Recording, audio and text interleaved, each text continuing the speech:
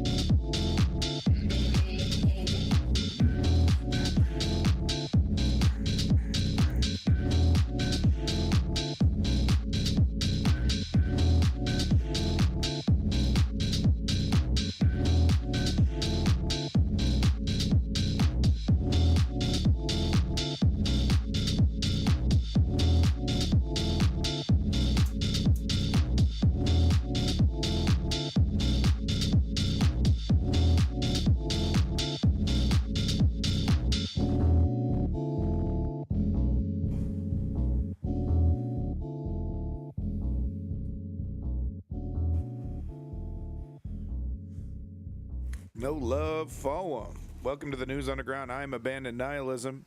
I am addicted to marijuana. How you doing? This is such a good song.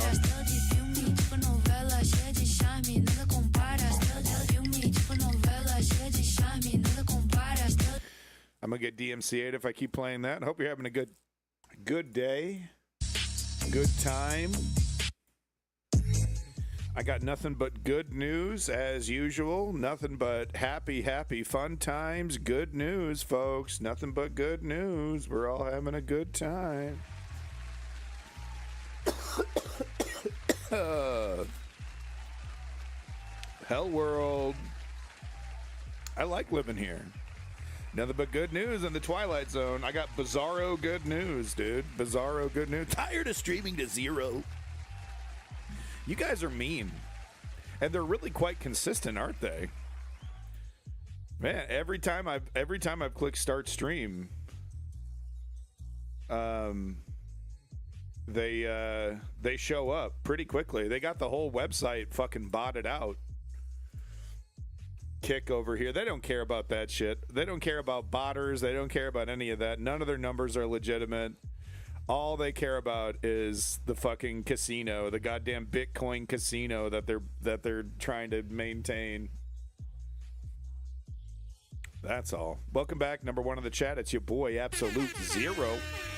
Let's get right fucking to it. Number one story is, of course, what's happening. Well, I mean, okay, hold on.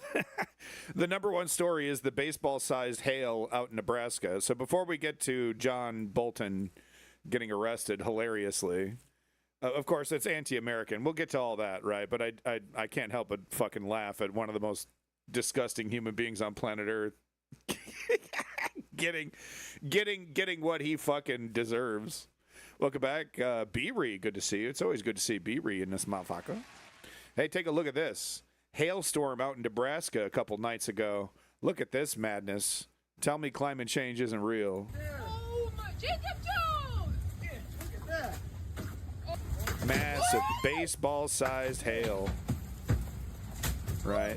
And it starts off like, oh, this is kind of interesting. Oh, what a weird novelty. And then you start to realize, oh, wait a minute.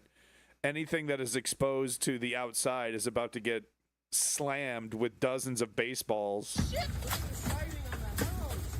Yeah, the siding on the house is fucked. The shingles are fucked. Your car is fucked. Your windows are fucked.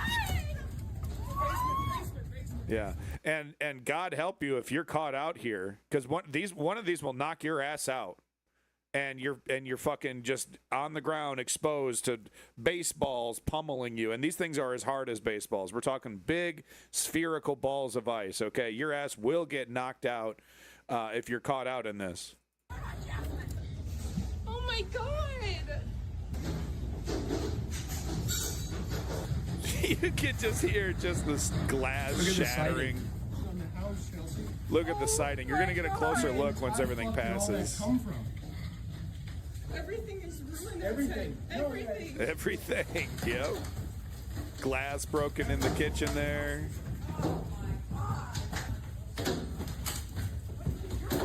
Windows shattered. Your window is in. Okay, so then they go out. Jesus. So amazingly, the windshield didn't get it. The driver's side window there didn't get it, but the passenger side, on the driver's side there, got it pretty bad. Look at this. This broke. This broke. Oh, it broke this. It broke the mirror. Broke the fucking side mirror there. Jeez, and look at the house, dude. No, down to the paint. That's that whatever plastic or whatever they use for siding there just shattered. Just totally fucking shattered. Somehow the window is okay, man. But I mean, props to the window maker right here. But look at the siding. Jeez. God, look at all this. I know. I went right through the fucking wall. I went all the way through the wall. Yeah, well, don't worry, guys. Climate change isn't real. It's fake news. Good thing Donald Trump is defunding all this stuff, and we're not going to look into this anymore.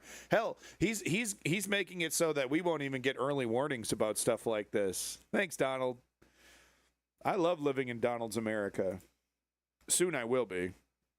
Okay, now here's the big fucking news, right? Fucking Boner over here. John Boner Bolton. No, sorry, not John Boner, but John Bolton, who is just, if you don't know who he is, warmonger,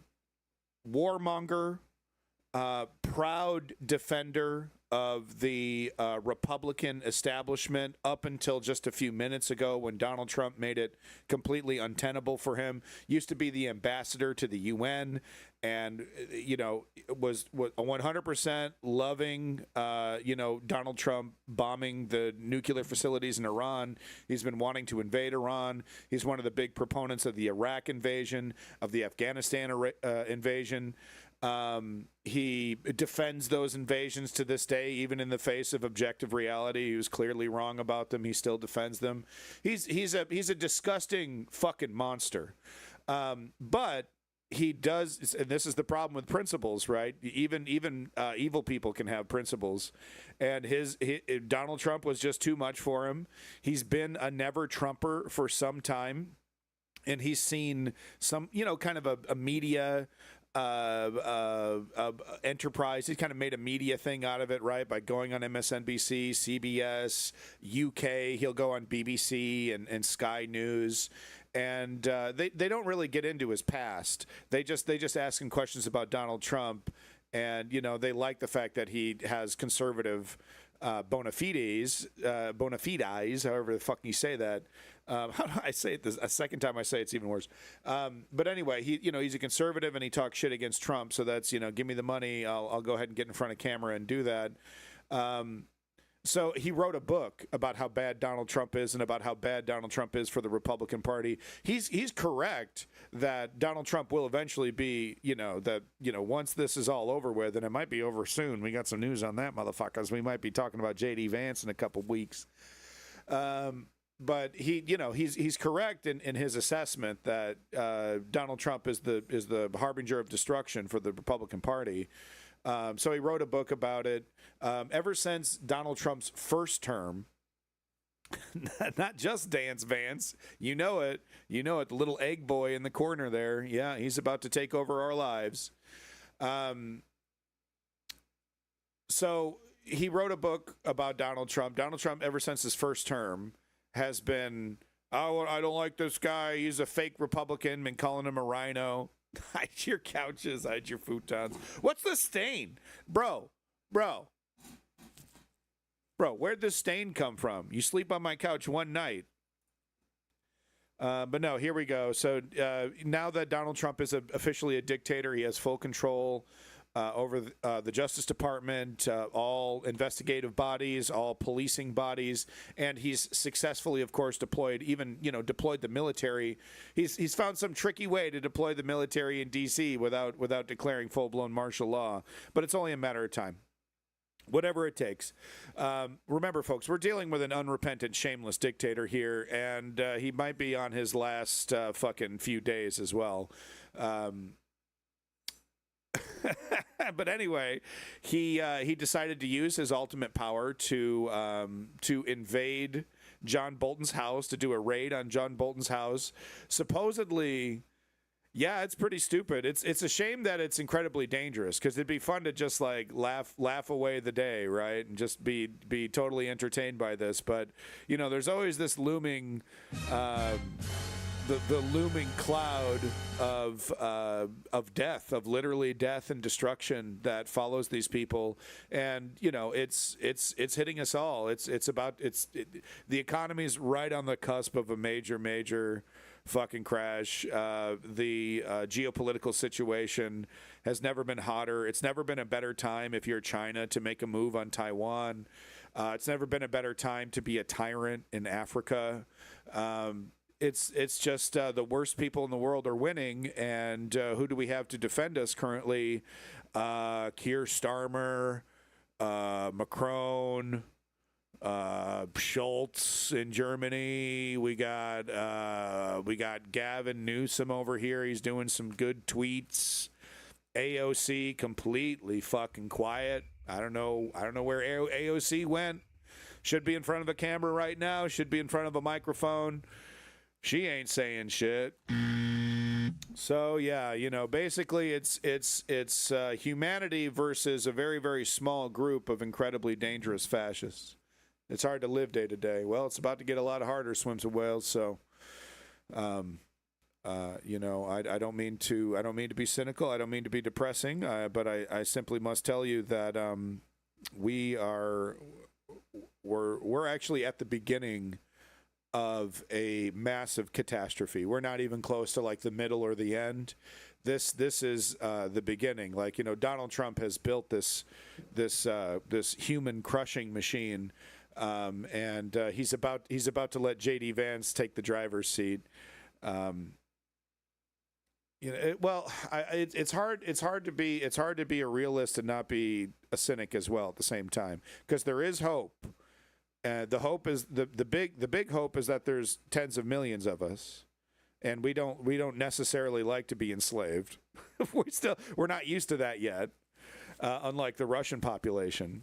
So there is hope, but let me just tell you, it's not even close to being over. We are likely at the very beginning of what is likely going to be a multi-year catastrophe. But let's get to it. Donald Trump dragging John Bolton. Or raiding his house for classified documents. I think they're just trying to find something. I think this is a fishing expedition, and also attempt, of course, to embarrass John Bolton. I don't know if anything will actually come of it. If the FBI finds something, his ass will probably get arrested. Yeah, of course, they're hypocrites. They're fascists, right? That's part and parcel. So I don't know if we're getting to an arrest or not. I think the idea is to say, oh, we think he has classified documents. Maybe he's got some CP. Maybe he's got some fucking Pizzagate in there. Some cheese pizza, and we'll see, and then take it from there. So I that's my prediction. That's my feeling, but we'll see. Highly likely they planted something on him. They could, they could plant something. If they planted something, then obviously, but her laugh, yeah, Kamala, right? Well, it's a shame Kamala decided to run a Hillary 2.0 campaign instead of a populist progressive campaign. The idea that she ran a perfect campaign and that it was Joe Biden's fault for only giving her 100 days. I don't see how 200 more days of the Hillary Clinton 2.0 strategy was going to win Kamala Harris the presidency. It was her ball game to win. Her first couple weeks were really great, coming out with Tim Walz. Great decision. And then she completely shit the bed. She completely shit the bed in messaging. She completely shit the bed in rhetoric. She completely shit the bed in interviews. Like I said, Hillary 2.0 when it came to policies, setting expectations. No big promise. What was Kamala's big promise? No big tax cut. No big, I'm going to fix this right away, day one. None of that. It was just like Hillary Clinton style, setting expectations. So, yeah, I mean, Joe Biden didn't do her any favors, but, people didn't want to vote for a black. Racism is real. Race, of course, that was absolutely a factor. But we need to remember that Barack Obama did win. So it is possible for a black politician to succeed in this country. If you have the right, politicking skills. Beery, you're correct as well. Being black, being a woman, those are hurdles because sexism and racism still absolutely exist. And I'm not trying to diminish, okay, but I'm not going to give Kamala Harris a pass for what was objectively a Hillary 2.0 campaign. Status quo. She threw Tim Walz in the closet. He started piping up, had a great message about how weird Republicans are. Nope, that's got to go. Her brother, who's in real estate in the real estate world, asked her to stop the rhetoric against the cost of housing. She stopped talking about the cost of housing. Yeah, exactly, Beery. So not only did she have the hurdles of racism and sexism to overcome, but she had her own neoliberal status quo hurdles that she simply just, nope, I'm not gonna change. I'm not gonna go that far. I'm a corporate classic neoliberal. And what do we see now? She clearly wasn't the candidate for the times, because what do we see now in a full blown fascist dictatorship? She puts out a book, I think, and does a media tour and says, "I'm done with politics. I give up." Wow, what shining leadership! I'm so inspired. Right? Literally, democracy is being destroyed. Kamala Harris should be in the streets leading black people against this fascist regime. And she's like, I'm just going to be like rich and spend my money and just kind of check out. And you didn't give me the seat, so I'm done fighting. I'm kind of giving up. Right. And that was the leadership that was supposed to take us out of this fascistic Trump era. So big fat L's across the board. Some of them not Kamala's fault, but a big chunk of them were Kamala's fault. These were decisions that she made. And honestly, it was her race to lose. Even though the deck was absolutely stacked against her when it comes to certain factors like racism and sexism. And of course, she only had 100 days to campaign. But like I said at the beginning there, was 200 more days of Hillary Clinton 2.0 supposed to save her? It could, people like to fantasize, oh, if she just had as much time as a normal person would, she would have slam dunked it. That also gives 200 more days for Donald Trump to do his usual song and dance, as well. So it could just have been 300 days of failure instead of 100 days of failure. I do agree, though, that Joe Biden needed to step down. Okay, that is one decision I think the neoliberal establishment was correct on. I think one of the only things that Nancy Pelosi was ever correct on in her fucking entire career. Anyway, John Bolton gets raided. The fascism continues. Just now, FBI agents have raided former Trump National Security Advisor John Bolton's Washington, D.C. area home early this morning. A source familiar with the matter tells NBC News that the FBI agents raided Bolton's home in Bethesda, Maryland this morning as part of a, quote, national security investigation in search of... Reaping the motherfucking Reaper in Chief. The motherfucking Reaper in Chief gets a little bit of that so. Oh, the so. Oh. Wait. No, I'm sorry. God damn it, I fucked that up. He's been sowing seeds. He's been sowing seeds of violence and discontent. Happy to be a fascistic Republican as long as it's, you know, without Trump's garishness, right? But totally happy and satisfied with all the fucking you know, fascism. So he's sowing them seeds, and now look at that. The dear leader that he helped install, he helped build the foundation that Donald Trump stands upon. And here he is getting reaped. I really wish I hadn't ruined that at the beginning. But no, the sower of fascism is now reaping what he has sowed. And I can't help but laugh, dude. I mean, it's obvious fascism. It's obvious weaponization of the Justice Department, of our intelligence agencies, of the police. It's completely disgusting and authoritarian. No doubt about it. Okay, but I'm not going to sit here and fucking shed a tear for this pile of shit. But let me tell you something. You think it's stopping with John Bolton? Mom Donnie's in the fucking crosshairs. Okay, they're going to arrest Mom Donnie.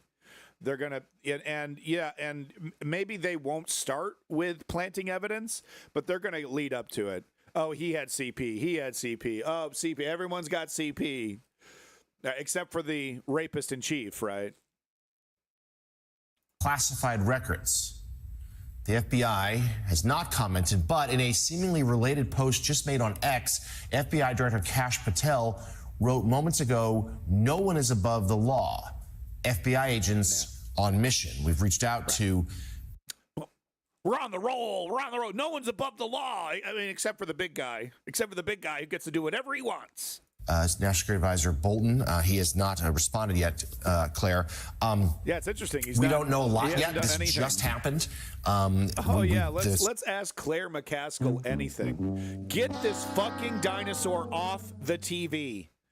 MSNBC. I swear to God, if MS Now just literally brings over the same fucking craggly, crusty motherfuckers and just does the same shit, that's exactly what they're going to do, aren't they? Claire McCaskill? Claire fucking Caskill. I mean, I think I know why she's there, right? Because women who are of her age and her political persuasion like what she has to say. She's relatable to them. She's certainly not relatable to me, bog standard, corrupt neoliberal who doesn't even know how to win a fucking election.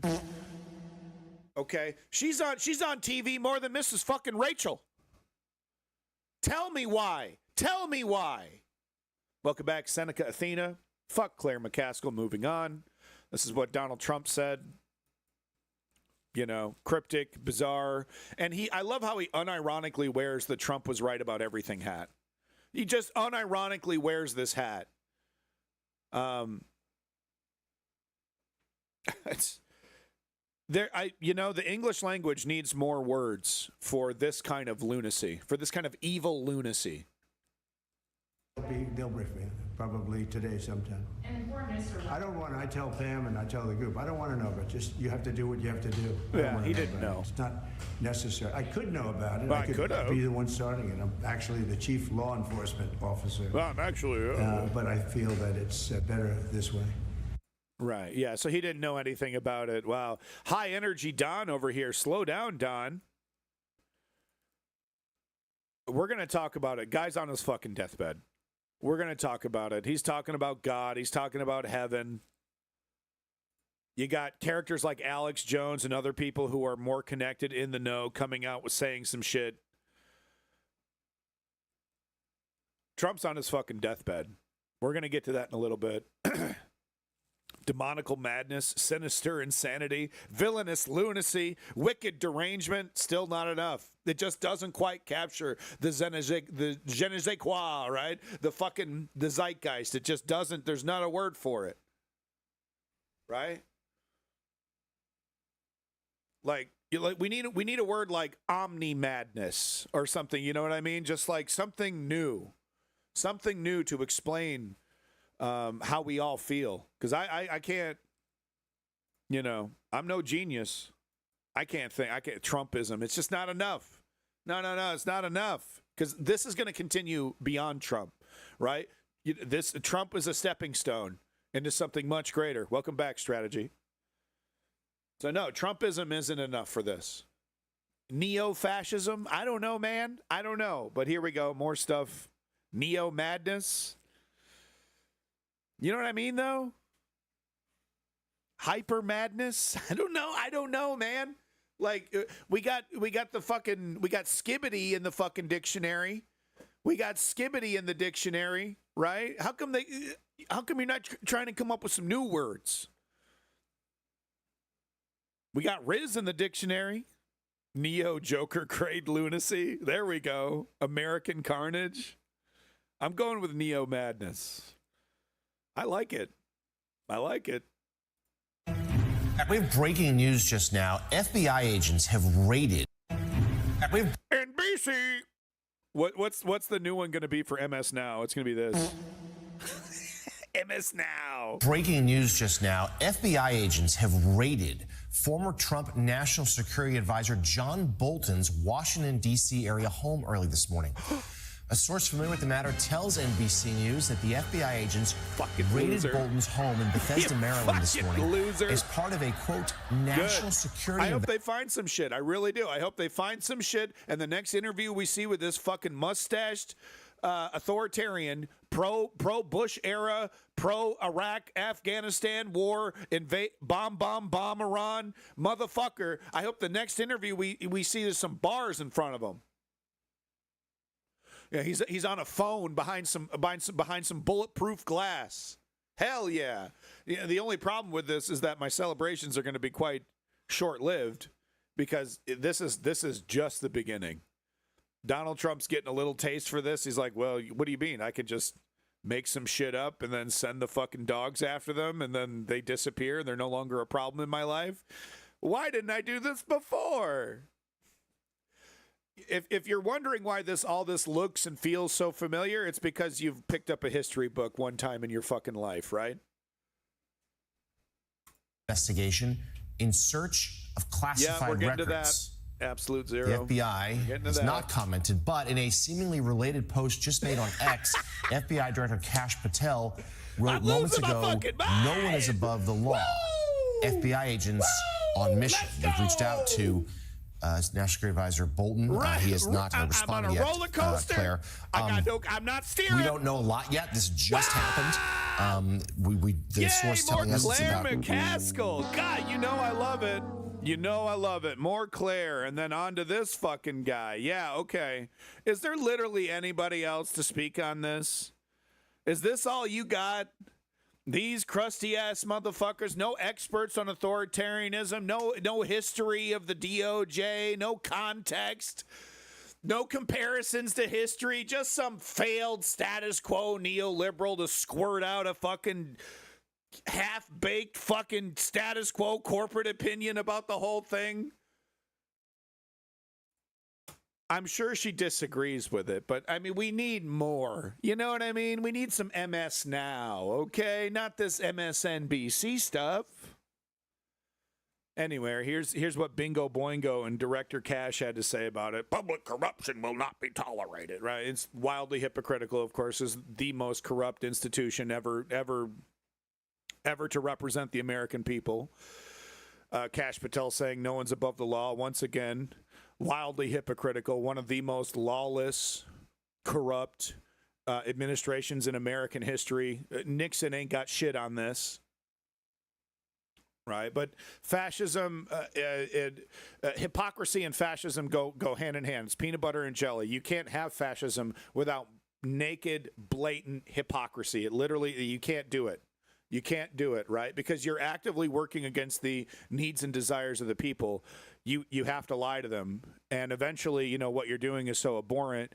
You have to use absurdist lies just to get through the day, just to keep people placated or keep people asleep. And here we have it. Here we have it. FBI plans to lower recruiting standards, alarming agents. That's great. So, you know, going to get more. And once again, this is how fascism operates, right? This is really how a police state operates, because they don't need professionals. They don't need de-escalators. They need head crackers, right? They need people willing to commit violence and not too concerned about thinking about it. You know, they're not looking for philosophers. They're not looking for people who have read a history book, right? They're looking for broskies who listen to Joe Rogan all day and think America's under invasion. You know, all they need is some guy in a suit and, you know, maybe a badge to say America's being invaded and you're going to help prevent that invasion, and they don't think about it. That's why the standards need to be lowered. They're not looking for professionals. They're looking for people willing to commit violence. So, once again, if this sounds familiar, it's because you've watched 6 minutes of the History Channel one time in your life, right? So the plan appears to be a broader effort to shift the agency's focus from tracking national security threats to fighting crime, right? And, of course, fighting crime will be, of course, enforcing the American dictatorship. If you want to read this New York Times article, it's right here. I don't have time. It's a weekday stream, folks. I got to keep her moving. I am going to be reading one article, though. All right, so moving on from the John Bolton bullshit, I'll be updating you tomorrow. Look forward to that during the big Saturday stream. I'll be updating you about that. Maybe he'll do an interview. Maybe he won't. I don't know. We'll see what's going on. You know, did they plant some CP, or maybe they found some CP? John Bolton doesn't give me the CP vibes. He gives me the, he's watching, like, I think he's like an old Bush era boomer, and, you know, he's like watching World War II documentaries, and, you know, and he's just a really boring guy. I don't think he's a fucking sexual predator. So, you know, if they get him, that's why they're going after the whole, like, classified documents, because that makes more sense for someone like Bolton. Used to be in government. Maybe he's got some shit lying around in a fucking box somewhere, right? Apparently these guys, they all have shit, you know, they're supposed to return. I don't know how that works. Seems like it's made up, because Bolton doesn't seem like the kind of guy that would just let that shit linger. Like, he's kind of a rule follower. He's one of these technocratic authoritarian right-wingers, Bush-era right-wingers. He was one of the brainier people in the Bush administration.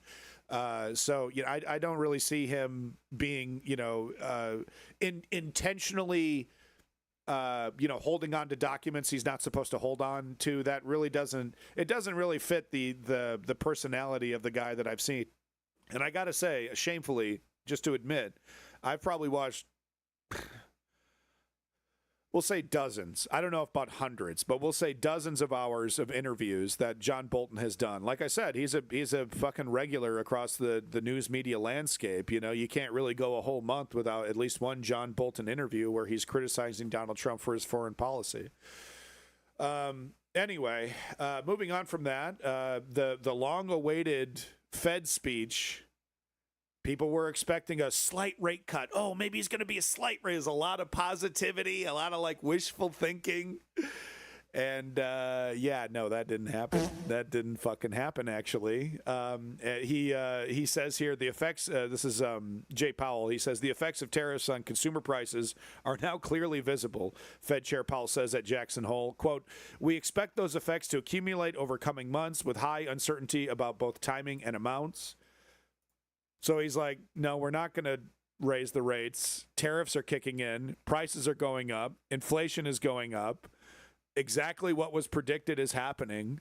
Lowering the rates right now, because he should be raising them, quite frankly, but lowering the rates right now would only exacerbate this. And, you know, Donald Trump can't fucking wait to make this worse, right? This is the guy he's throwing under the bus right now as the reason my awesome plans aren't working. If it wasn't for Jay Powell, all my cool ideas would be working. Boy, I sure hope I go to heaven when I die. I just thought I'd bring that up. They're pumping me full of magic chemicals to keep me alive. The doctor said, I don't know how long we could do this. I hope I get into heaven.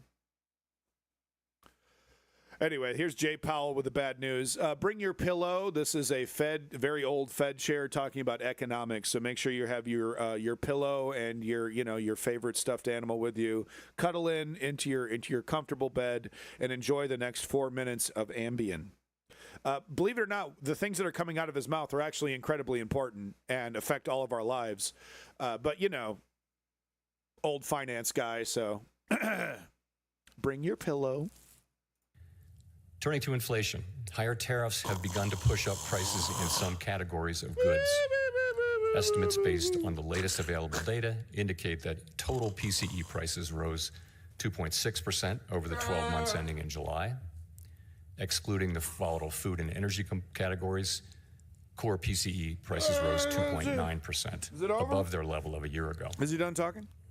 Within core, prices of goods increased 1.1% over the past 12 months. A notable shift from the modest decline seen over the course of 2024. Magic. In contrast, housing services inflation remains on a downward trend, and non-housing services inflation is still running at a level a bit above what has been historically consistent with a 2% inflation. The effects of tariffs on consumer prices are now clearly visible. We expect those effects to accumulate over coming months with high uncertainty about both timing and amounts. The question that matters for monetary policy is whether these price increases are likely to materially raise the risk. Lower the rates. Lower the rates. I got an orgy to get to, and I got to make some money. Of an ongoing inflation problem. A reasonable base case is that the effects will be relatively short-lived, a one-time shift in the price level. Of course, one time does not mean all at once. It will continue to take time for tariff increases to work their way through supply chains and distribution networks. Listen to the common Moreover, sense out of tariff this rates guy. continue to evolve, potentially prolonging the adjustment process. It's also possible, however, that the upward pressure on prices from tariffs could spur a more lasting inflation dynamic, and that is a risk to be assessed and managed.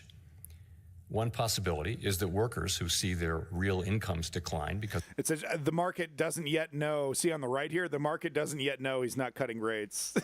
As soon as they're positive that he's not doing it, boop. of higher prices, demand and get higher wages from employers, setting off adverse wage price dynamics.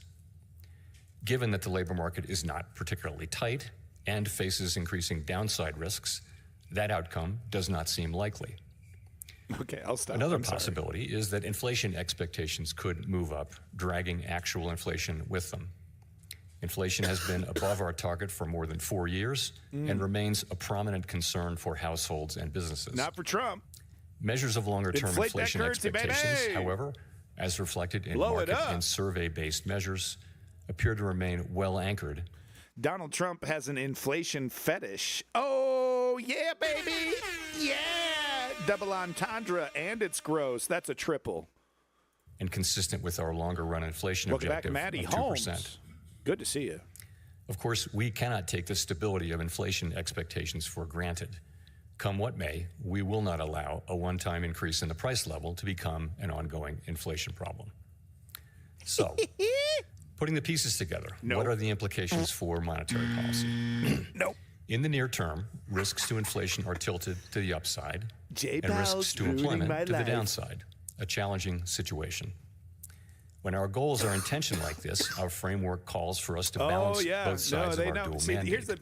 here's the thing about these sick fucks, Maddie. They fucking know. They know right now. They know right now. Okay? It's just about today. It's just about today. And what's it look like tomorrow? Ching, ching, ching, ching, ching. These people are mentally ill. Mentally ill casino addicts. Okay, you know those people you see at the slot machines for hours and hours? Put a suit, give them a bump of Coke, okay, and give them a really, really annoying personality, and boom, you got yourself a guy on Wall Street. Same fucking shit, and it's never enough. right? Those people at the casino, they win. They win. Big payouts sometimes. They're right there the next day. You know what they think when they get the big fucking payout? They think, oh, great, I can gamble some more. Same thing with these Wall Street guys. So they know this is coming. They know this is coming, but it's just about the sloppy orgy. It's just, well, it's wet and sloppy. Get up in there. Our policy rate is now Cocaine's 100 basis points closer to neutral. Looks like fun, than it was a year ago. I've never done it. And the stability of the unemployment rate and other labor market measures allows us, a year ago. I've never done it. And the stability of the unemployment rate allows us to reconsider changes to our policy stance. Nonetheless, with policy in restrictive territory, the baseline outlook and the shifting balance of risks may warrant adjusting our policy stance. Monetary policy is not on a preset course. Is that a maybe in the future? We're going to look at it. We're going to reevaluate. Is that what that was? FOMC members will make these decisions based solely on their assessment of the data and its implications for the economic outlook and the balance of risks. We will never deviate from that approach. Okay, so I think that's what I think it was. That's what I think it was. Top comment. This just in. Man who understands how economy works points out what everybody else who understands how the economy works has been saying forever. I can do that one more time. This just in. Man who understands how the economy works points out what everyone else who understands how the economy works has been saying forever. There we go. That's how you do it, boy.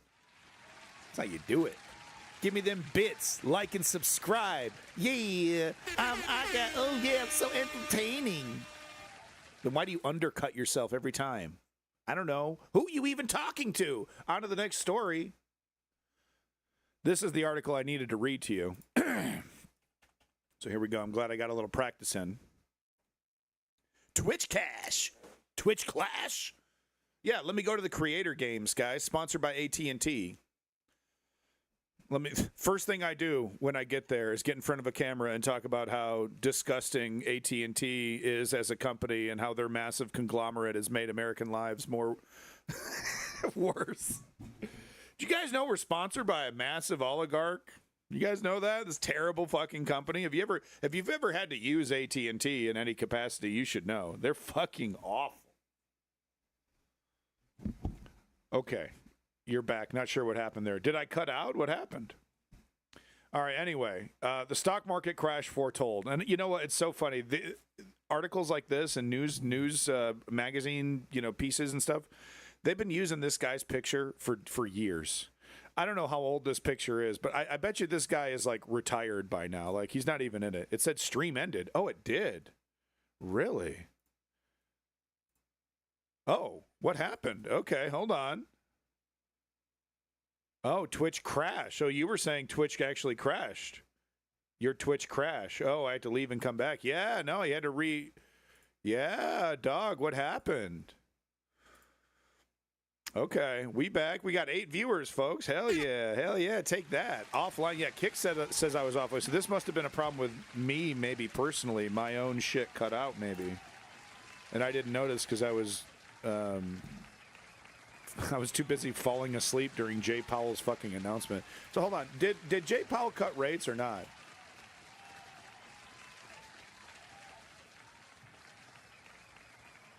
I don't know. Did he cut rates? So no. So he didn't. Powell indicates conditions may warrant interest rate cuts as Fed proceeds carefully. Wow. Can you fucking get away from me? Get away from me. Yeah, okay. Would you please sign up and pay us? No, look, we got to find a new way to do this, okay? What we need to do is, quite frankly, there needs to be like $100, maybe $500 million of public money distributed to news organizations across the nation. Bro, he better not. This is some crazy shit.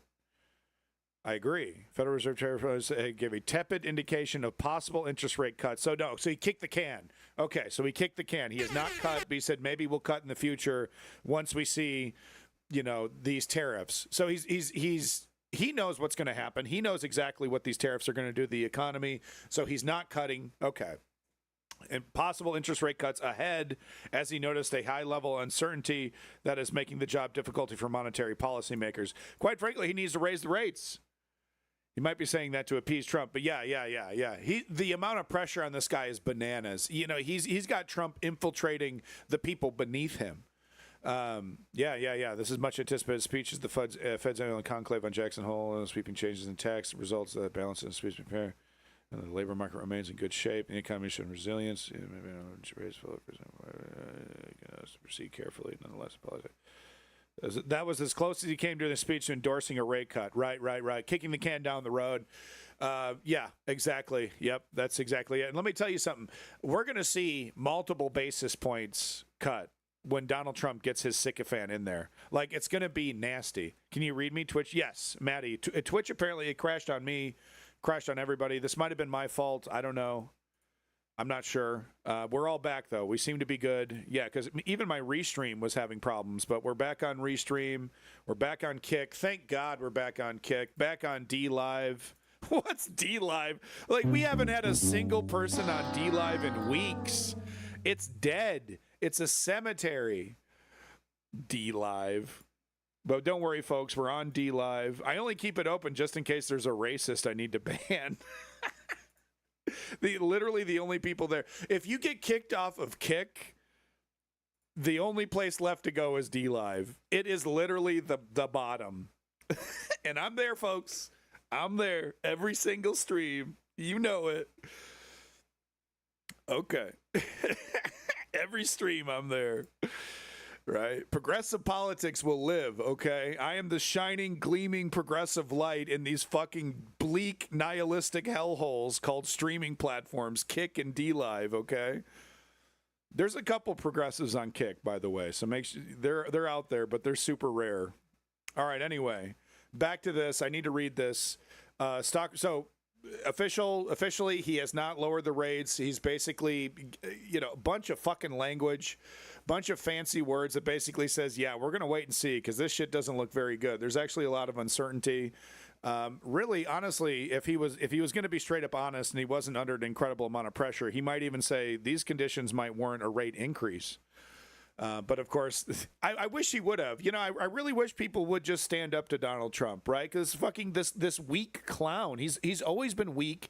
He only has a loud mouth. He's got nothing to back it up except for the people. It's like, oh, I don't want to go to jail. Oh, I don't want to have my life inconvenienced even for a minor second. It's like, get some fucking sack. Because look, I'm a family man. Okay, I don't want to get my ass arrested, right? It would devastate my wife. It would really hurt the family, right? But if I was in a position of power and I had a little bit of money, and there's my wife would be just fine, while my ass is sitting in a cell for a couple months for standing up for what I believe in. I know what fucking decision I'm gonna make. But all these goddamn cowards, I don't want to be inconvenienced. And yeah, I'm gonna be talking about the fucking Democrats over in Texas over there, getting a round of applause for fucking capitulating, getting right on their knees and getting their heads sliced right off. Back to this. Back to the economy. Stock market crash foretold. Washington, D.C. Wall Street traders have been known to joke that the longest river in the emerging market economies is denial. Yeah, baby. That's a good one. I've never heard that one before. That's a good one. But given the irrational exuberance gripping the U.S. stock market, which is trading at historically high valuations, despite escalating geopolitical risks and reckless economic policies from President Donald Trump's administration, one might think they're running cruises on it. Geopolitical stability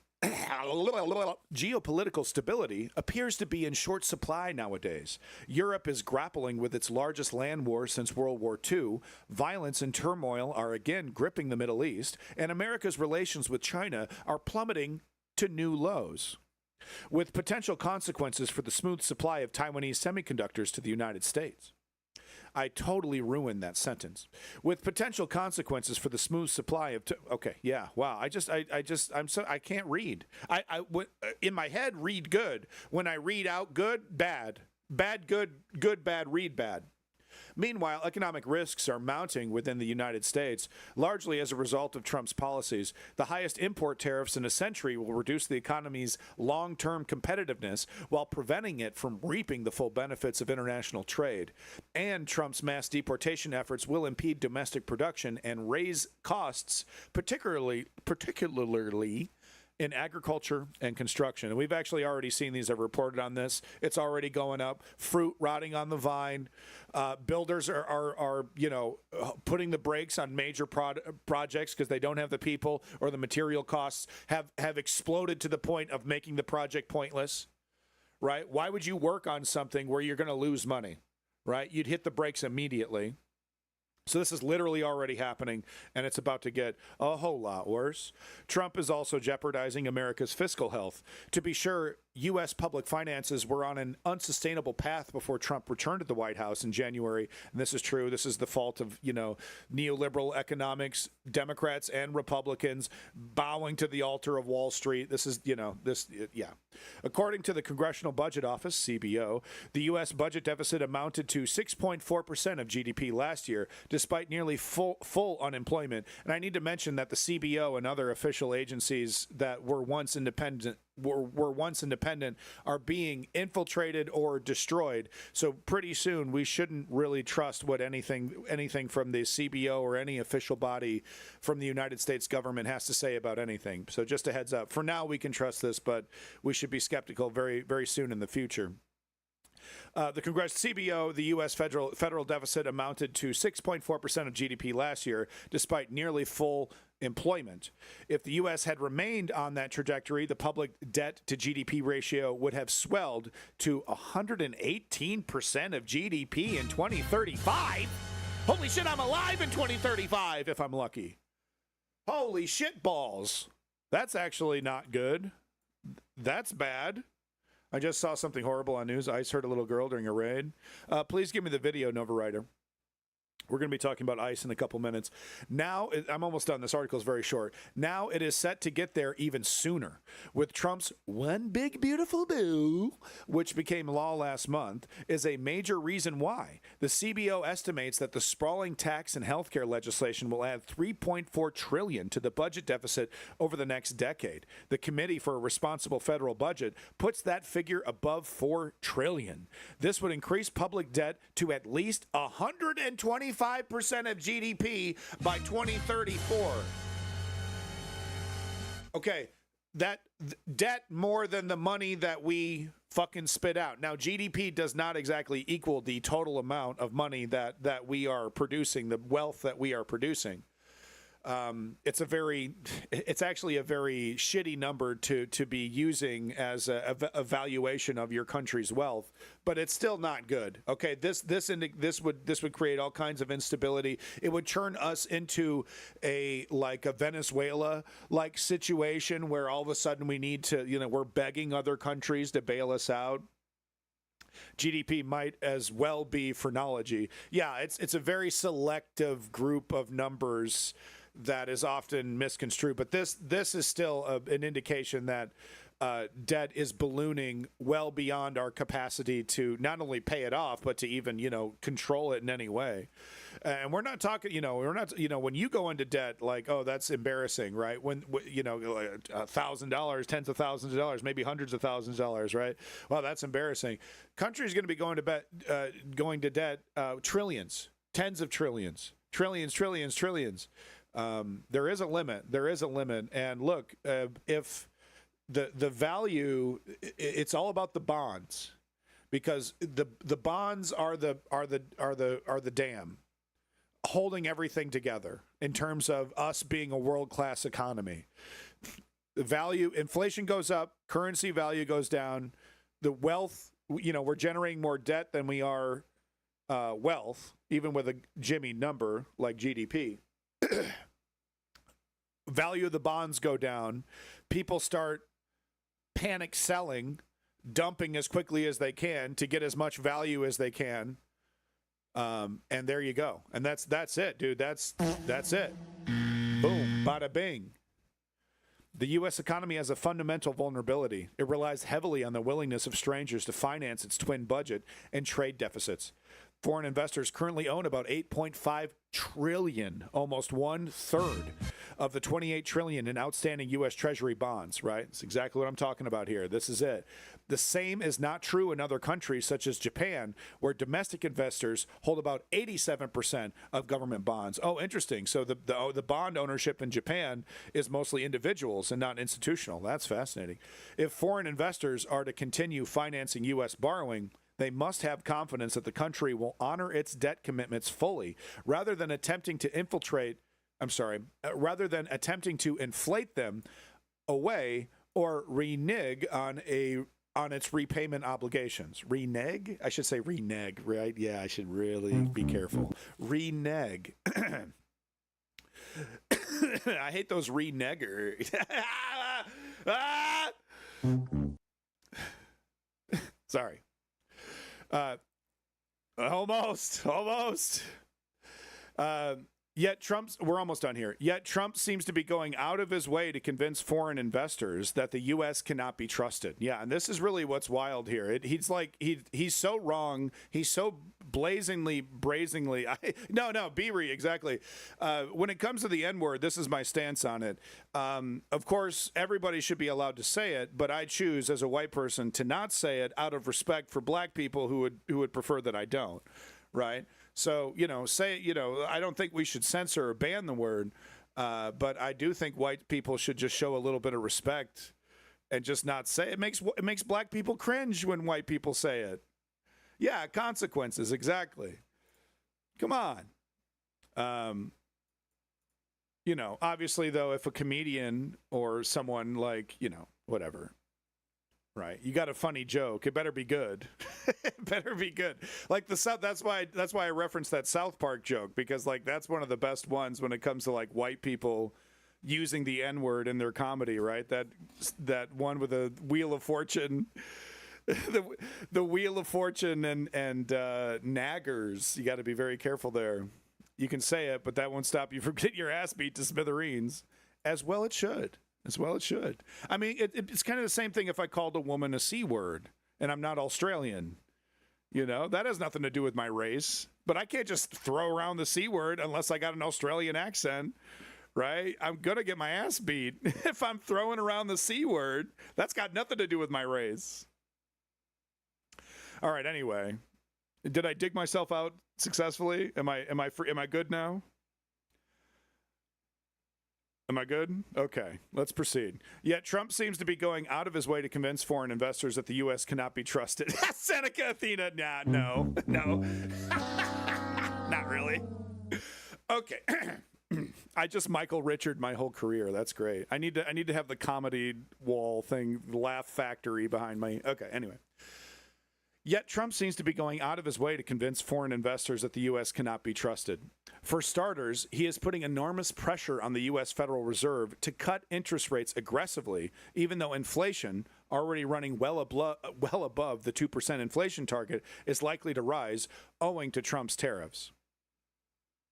Furthermore, Stephen Miran, the chair of Trump's Council of Economic Advisors, who has now been nominated to serve temporarily on the Fed Board of Governors, has proposed forcing foreign investors to convert the treasuries they currently hold into 100-year U.S. bonds without coupon payments. So they're trying to bully their way. They're just trying to say, no, you're going to do it this way. You're going to convert your current bond holdings to these. We're not going to give you a discount for doing it. You're just going to do it because you can't shop at our store. Then we're going to increase your tariffs. This is how Donald Trump does trade. Yeah.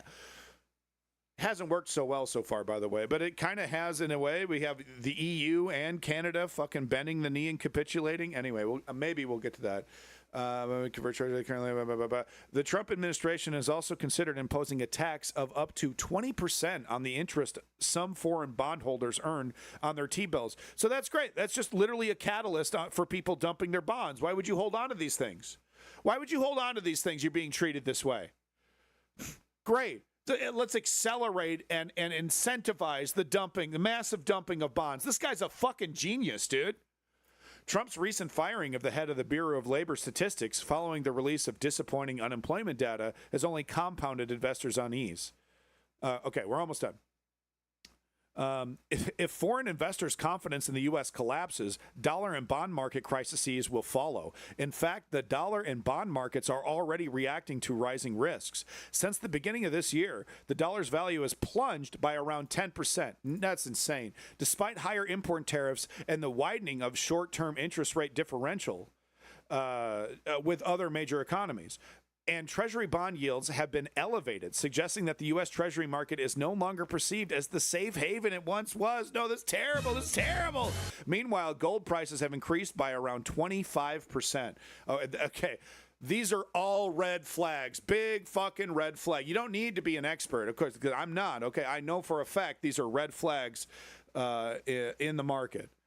And yet, stock market, and this is the thing that, we see a lot of conservatives on Twitter right now. It's actually working. It's actually working, guys. It's actually really working out great. You just don't see the Trump magic, fucking king of the deal over here. And yet, stock market valuations remain sky high, much like before the dot-com bubble collapsed in 2001. There is some precedent for this, as economic historian Niall Ferguson, hopefully, has noted the stock market remained buoyant on the eve of World War I, despite clear signs that the geopolitical order was crumbling. So isn't that fascinating? And, so these market guys have always been like this, okay? They've always been this way, okay? Voracious, sociopathic, on the eve of World War I, after the assassination of Franz Ferdinand, right? It was like almost a guarantee. These guys are like, we're in the money. Is that period appropriate? Probably not. An explanation is more difficult to discern. As Isaac Newton allegedly said following the collapse of the South Sea Bubble in 1720, quote, I can calculate the motion of heavenly bodies, but not the madness of people. Amazing. Okay, that was a good way to end it. Desmond Latchin. There we go. That was a good one. Good one, Desmond. So isn't that funny? Literally fucking Sir Isaac Newton discovered gravity. And he's like, I can figure out gravity. I could be the first human being to figure out gravity, this, amazing force that literally controls our lives in innumerable ways. I can figure that out. But I don't get the stock market. I don't get the stock market, dog. I don't understand how people could be this suicidal. So that is actually hilarious. I did not know that. That is the funniest thing I've read today. Following the collapse of the South Sea Bubble, 1720. Boy, what do you think they were trading? South Sea Bubble. Whale fat? was it blubber? I can't believe there was ever a market for that. I'm not going to read you this one. Definitely not human beings. Oh, it might have been the slave trade. Yeah. What was the time? It was 1720, I believe, is what the article said here. Real quick, here's the link to the article if you want to maybe follow up on this, read it yourself without me embarrassing myself. Okay, come on. All right, let me give you this is what the fuck. You get one. You get one taste. All right, here you go. Here's the link. You can actually. It was definitely slavery. Yeah, 1720. Let's see here real quick. Yeah, 1720. The South Sea Bubble, slavery bubble. You need to subscribe to everything. I do. That's why you got to donate, buddy. So all your money can go directly into these. And I honestly, I wish I could. If that was really truly the best way to fund news, right? Individual subscriptions to each individual websites. Back to reality from the south of Boston. It's your boy, Lenny. Woo! God, they're referencing Niall Ferguson. Fuck that dude. Oh yeah, okay. Well, it is a market guy. I think he normally does market stuff. So, all right.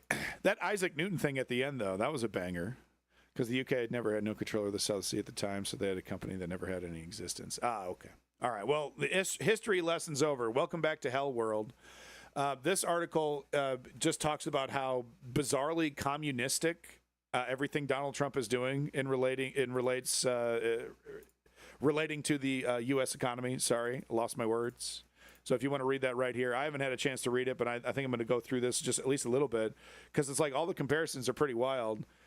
Trump's assault on free market capitalism is anything but conservative, writes Yale SOM's Jeffrey Sonefield. So we're not talking about a fucking wokester, all right? His hair is not purple. His balls are purple because he doesn't get laid.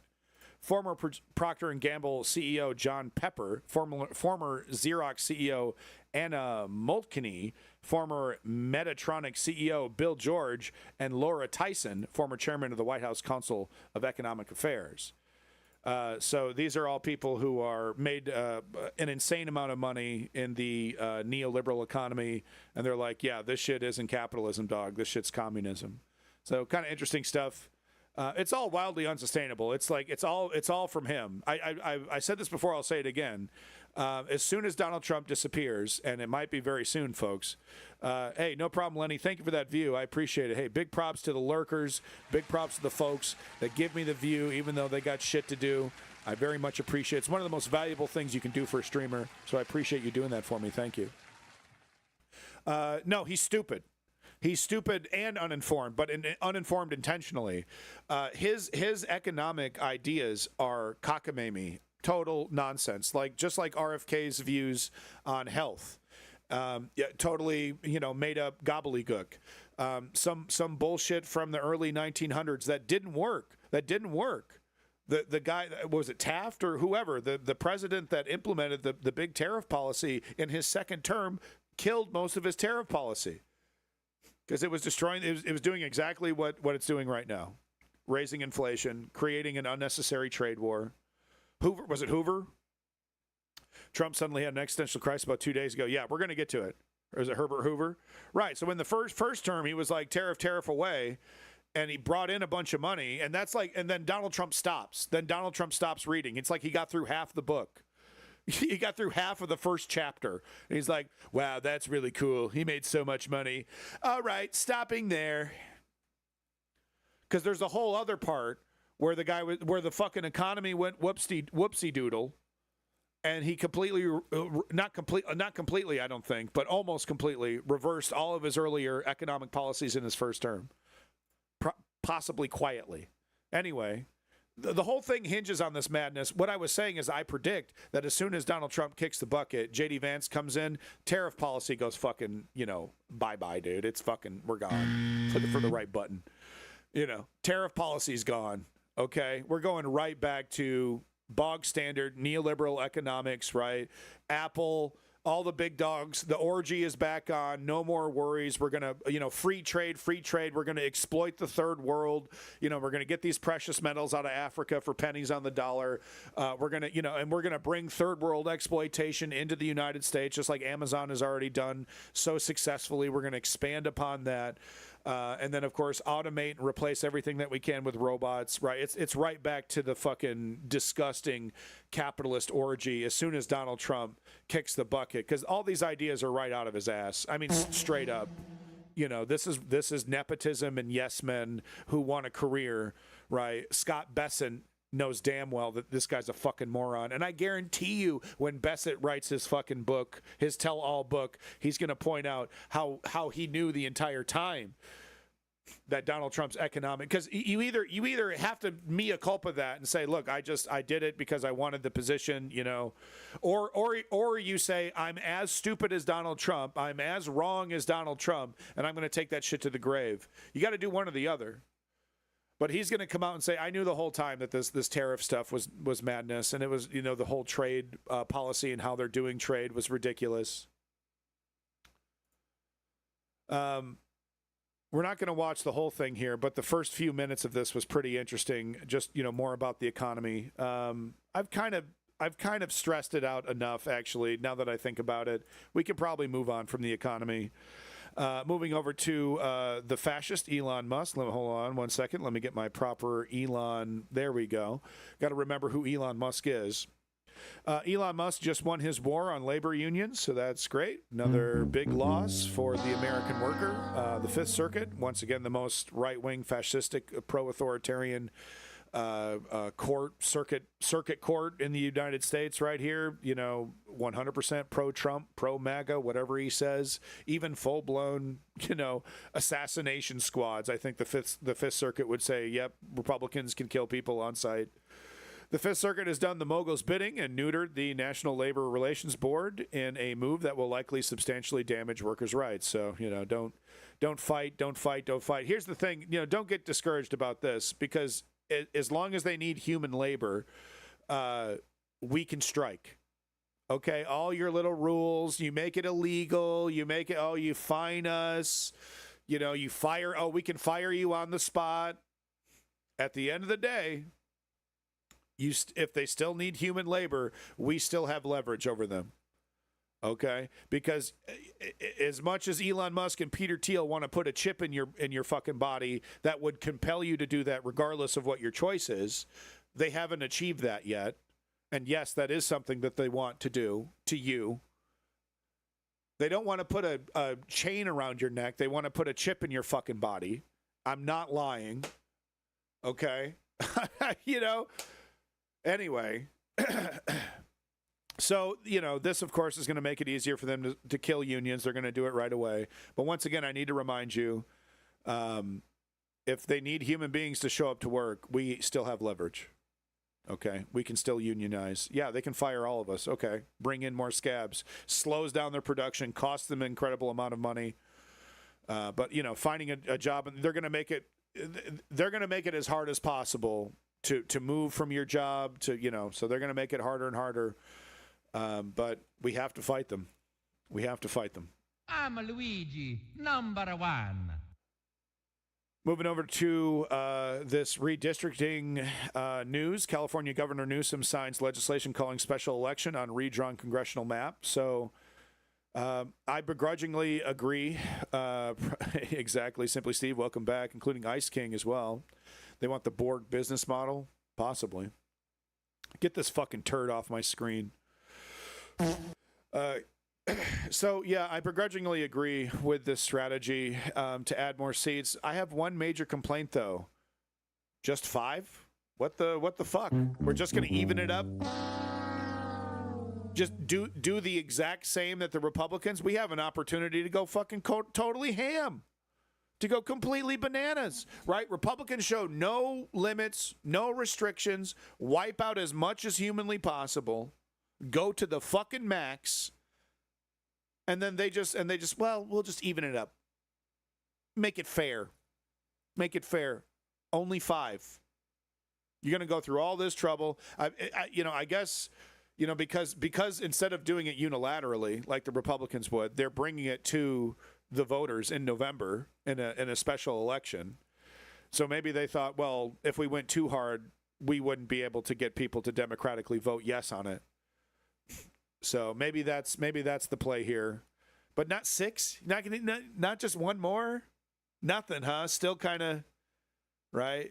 It reeks of bipartisanship, doesn't it? Welcome back, Chillin' Jazz. Good to see you. Kind of reeks of, like, reaching across the aisle, right? One side cheating their fucking brains out, and then the other side like trying to like fix some of the cheating, but and having to cheat just to compete, but not cheating too much. But I will say I do like how they're doing this. They're doing it ironically. They're doing this incredibly undemocratic thing in a very democratic way. And I kind of dig that, quite frankly. Asking the voters, do you want to do this? Putting this on the voters, right? While we still have an opportunity to do that, just, to have the voters make a decision. But like just 5, I don't know. It just, are we ever going to like punch back? You know what I mean? Ever? Because like say the fucking dream, say the fucking fantasy comes true, and this guy becomes president. Is Ted Cruz gonna go to jail? Is Jim Jordan gonna go to jail? Right? Is the entire is there gonna be a massive investigation into the entire Republican Party? Is there gonna be a project 2028 or whatever the fuck for Democrats who are like, here's all the things that we're going to undo from Donald Trump. Here's the laundry list of stuff that we're going to undo. Right? Oh, well, we're going to keep the tax cuts. Ooh, sorry. Ooh, yeah, we're not really going to fix the executive power situation. Yeah, I have total power. We're not going to fix the Supreme Court. Yeah, we're not going to add more seats. We're just going to let the Supreme Court continue to be a completely corrupt right-wing institution. We're not going to fix the Justice Department, right? Ooh. Are these fucking spineless motherfuckers even going to bring back the Department of Education? You know what I mean? That's on the table. Oh, well, can we try to do privatized education? Can we try to make it work? You know these corporate neoliberals are talking about that. Well, this is an opportunity, there's a lot of money to be made here. And I got someone called me yesterday saying that they'll donate $500,000 if I just agree for more what do they call them? Vouchers. If I just agree to do a voucher program instead of reinstituting the Department of Education. Ching, ching, ching, ching, ching. I don't know, man. I don't know, because I haven't heard word one. Where's the undo button? How come you're just not saying, I'm literally the undo button for this entire nightmare? Everybody desperately wants to go back to the way things were. Even us, right? Even us, more radical lefties. Radical, right? We believe in human rights. But even, we if things were to just go back to Barack Obama, we'd be like, okay, that's a starting point. Yeah, hit that button. I'm hitting that button all day, right? So how come they're not puffing us up and being like, I'm the undo button. I'm going to erase Donald Trump as much as possible from the zeitgeist, from our history. Any legacy, any lasting legacy, I'm going to destroy. Where's that rhetoric? Because if you're not using that rhetoric, there's a reason why. If you're not bringing that shit up, there's a reason why. And that's because you have no intention of undoing half the shit, half the nasty shit that Donald Trump has done. Well, we're in charge now. Well, we're in charge now. Everything's going to be better now. 8 years of greatness, and then what? And then another fascist. Look what's happening in the UK. Huh? Keir Starmer is supposed to be the big fucking savior after 14 years of Tory government, completely and utterly shitting the bed, handing power to an even more extreme right-winger in Nigel Farage and Reform. Feels pretty fucking similar, but we might not even be lucky enough to get this dickhead in charge, this corporate neoliberal in charge. They're setting it up to make it impossible. Thank you, Seneca, for sticking around after I embarrassed myself. I do appreciate it. Let's hear what he has to say. A lot of great rhetoric, but where the fuck is the talk about undoing all of this? All of it. Lie to me. Please lie to me, dude. I'm single and desperate at the fucking singles bar, okay? Just tell me you're a doctor. Tell me you're a fucking lawyer, okay? I'll go home with you. Please. This is radical rigging of a midterm election. Radical. I need some food. I'm going to pass rigging of an election. Destroying, vandalizing this democracy, the rule of law. So I'm sorry. I know some people's sensibilities. I respect and appreciate that. But right now, he's talking about his Democratic colleagues who are like, slow down. Don't, you're going too far, Gavin. You're going too far. That I guarantee you at least one conversation with Hakeem Jeffries went like that. And that's who he's talking about. His colleagues. He's doing this alone. Sensibilities. I respect and appreciate that. But right now, with all due respect, we're walking down a damn different path. We're fighting fire with fire, and we're going to punch these sons of bitches in the mouth. Yeah, nice. Okay. It ain't enough. It ain't enough. But it's something.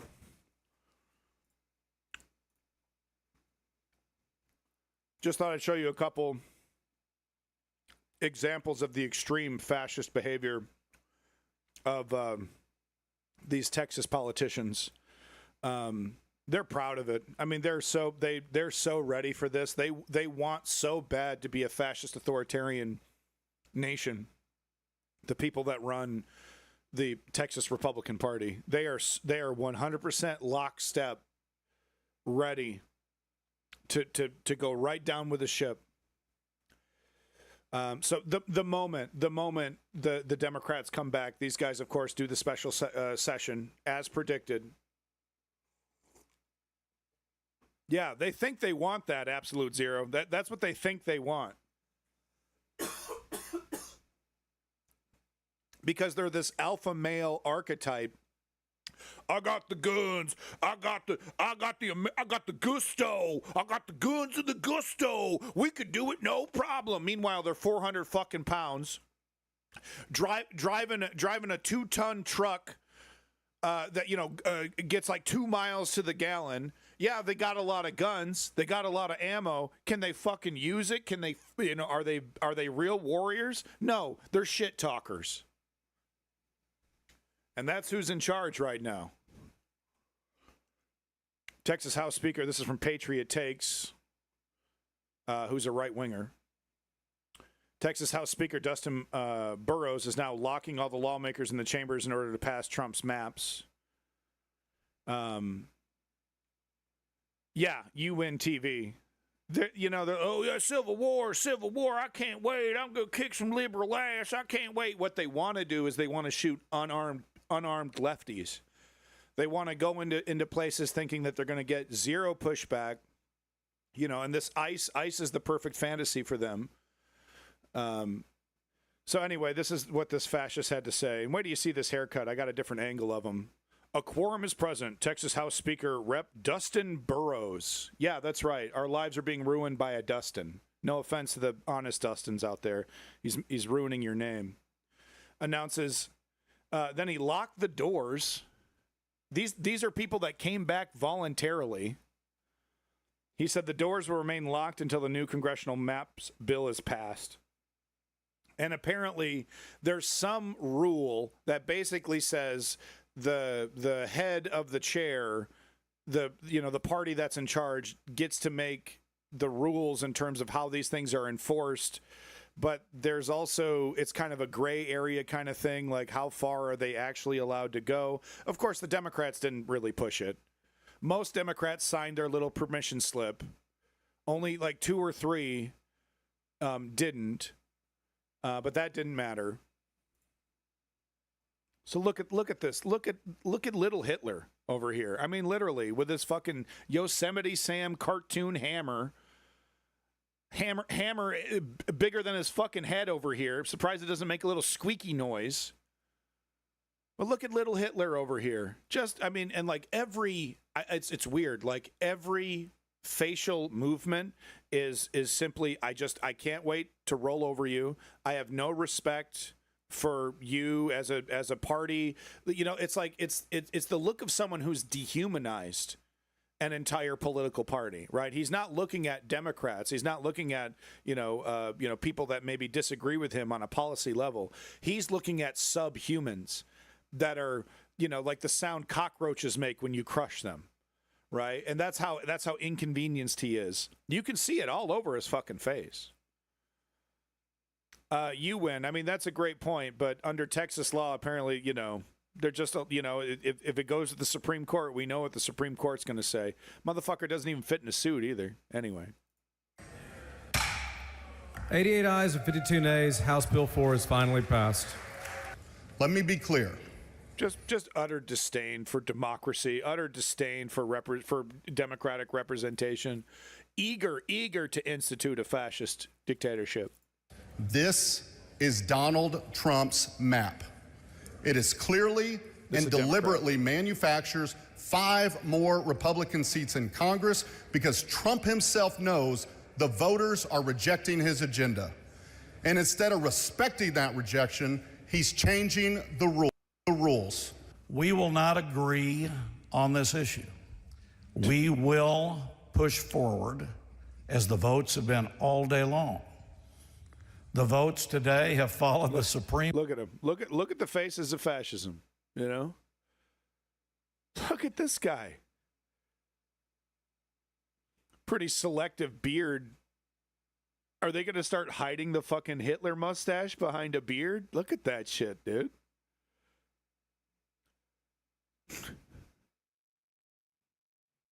Fucking lizard people, bro. We're not going to agree. We're going to destroy democracy. We're doing it for your own good. You just want to have sex with each other and poop in litter boxes, and we're just not going to have it round here. Court, which is partisanship preferential. And yes, we have a congressional plan. What's the difference to the whole world listening? Republicans support it, Democrats do not. So that's really interesting, because here's the cynicism on full display. He's like, ultimately, no one's going to care. In a couple weeks, we're going to be talking about something else.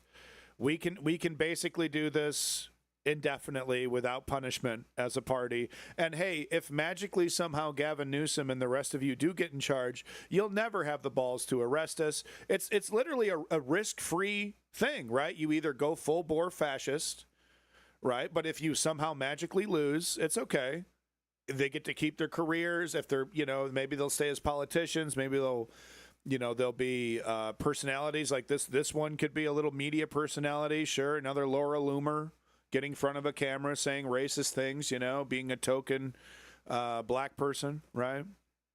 Big career in that, hopping around to various podcasts, right? Another Candace Owens. This guy could sell children's blood to various pedophiles. He's got a burgeoning business at home already, so he could just expand that operation out, no problem, right? This guy could, of course, go back to literally doing Adolf Hitler cosplay at some kind of theater. It's just his passion, right? He just really gets into it, right? So there's a lot. One thing that's not going to happen to these people is jail time. Any kind of legal scrutiny whatsoever if the Democrats somehow magically get in there. Wow. You're really going to deny what's happening, that this is, we're still having that argument? Do we have to be sitting in an ice in an ice truck on the way to the fucking concentration camp for you to admit that this is fascism? Or are we still going to have that argument in the truck before we get processed? I mean, honestly, you call yourself There Be Monsters? You can't see this? You're still blind to this? You're still making a fucking argument? Just because it doesn't look exactly like fascist Germany does not disqualify it from fascism. In fact, I have the perfect article just for you, There Be Monsters. Stick around. Here it is. I literally put this in the activism resources section, labeled, "Every time someone challenges my rhetoric on U.S. and fascism." Props to Woke Patriot who provided this article. Here is a list of every single, not every single, because there's more, but here. Power and continuing nationalism, make America great again, required in federal job essays, loyalty oaths, mandating workers write about advancing Trump's agenda, $46.5 billion advocated for border wall as national symbol, federal workers must pass quote-unquote MAGA bona fides, social media checks, disdain for human rights, ICE agents in disguises arresting people without warrants, ICE is kidnapping people off the streets with no due process, identification and enemy scapegoats, alien enemy equals any Venezuelan 14 plus with tattoos, mass deportations, 66,000 arrests in the first 100 days. Trump threatened to arrest mayoral candidate for being communist. And we see just today, John Bolton getting arrested. Supremacy of the military, 4,700 troops deployed to L.A., 800 D.C. National Guard took over Metropolitan Police. This number, I believe, has doubled since. 134 million spent on 60-day L.A. deployment. Rampant sexism, eliminated bureaus focused on women's issues. I'll add one to this list. Literally instructed NASA to remove the word woman from any official documentation. Multiple female officials targeted in political prosecutions. Blocked Medicaid funding for transgender care. Yep, that's sexism, yep. No, that's not sexism. They don't count. Controlled mass media, journalist protections rescinded after April 25th, 2025. 51 intelligence official security clearances revoked for contradicting Trump. Dr. Fauci's Secret Service protection removed. White House screening social media for MAGA bona fides. No MAGA left behind, quote unquote, official pardon policy. Obsession with national security, religion and government intertwined, corporate power protected, labor power suppressed, disdain for intellectuals and the arts, obsession with crime and punishment, rampant cronyism and corruption, fraudulent elections. The verdict? Shocking abuses of power, violates Fourth and Fifth Amendments, systemic use of deceptive tactics. This isn't hyperbole. This isn't alarmist. This is fascist. Shut the fuck up. You want to read it yourself? Smart guy? It's fascism. Stop the fucking debate. Moving on.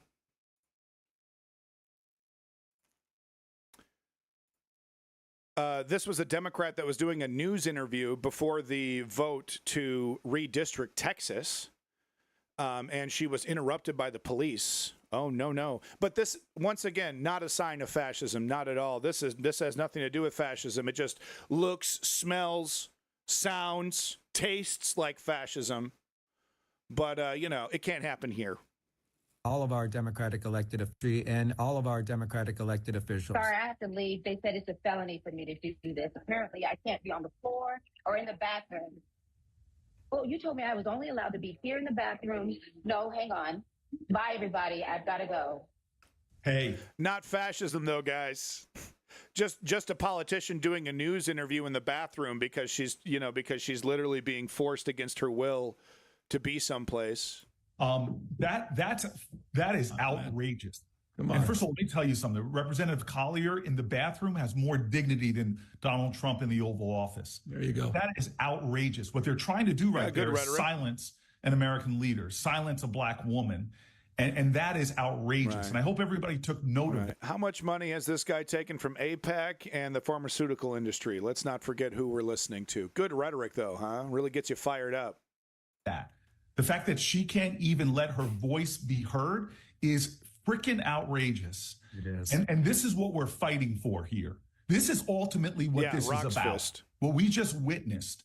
That's the fake news. That's fake. That's fake. That's all they got. That's all they fucking got. It can't. I mean, are we? We're really gonna? We're still debating. It can't happen here with fucking Orange Hitler, Orange fucking Mussolini up there. Ironically, it's like Orange Mao. He's acting more communist half the time. I mean, come the fuck on with this. Them trying to shut her down and say it's illegal for her to be in the bathroom and on this call. This is the lengths that they're going to in Texas to try to bring about a system so unjust and so unjustifiable that they are going to try to silence those leaders from being heard and speaking out. And all. This is what arrest for. So this was in the video clip. Speaker Burrows would not answer Rep. Hinojosa as to whether she would be placed under arrest for physically leaving the chamber. So they don't actually. And here's the thing, though. So the Republicans don't actually know how far that they want to go, but the Democrats don't test it anyway. She should have then said, "Okay, fine," and walked her ass out of there. Okay, arrest me. None of them had the balls. These are supposed to be leaders. You don't have the balls to go to jail for your constituents. You'll take their money. You'll take their votes, right?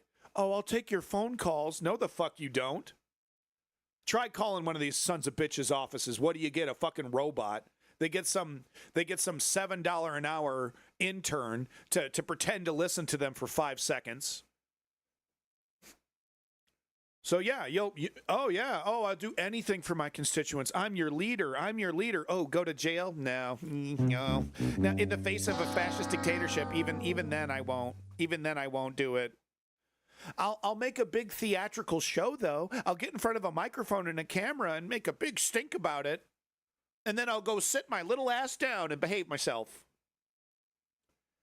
What was it that John Lewis called it? Good trouble? Yeah. Boy, John Lewis, huh? Talk about lost potential. if I attempt to leave this chamber today without signing a I'll be permission moving back slip, to California. I don't know about before am I November, though. subject to arrest by the government? The fuck was that? What was that noise?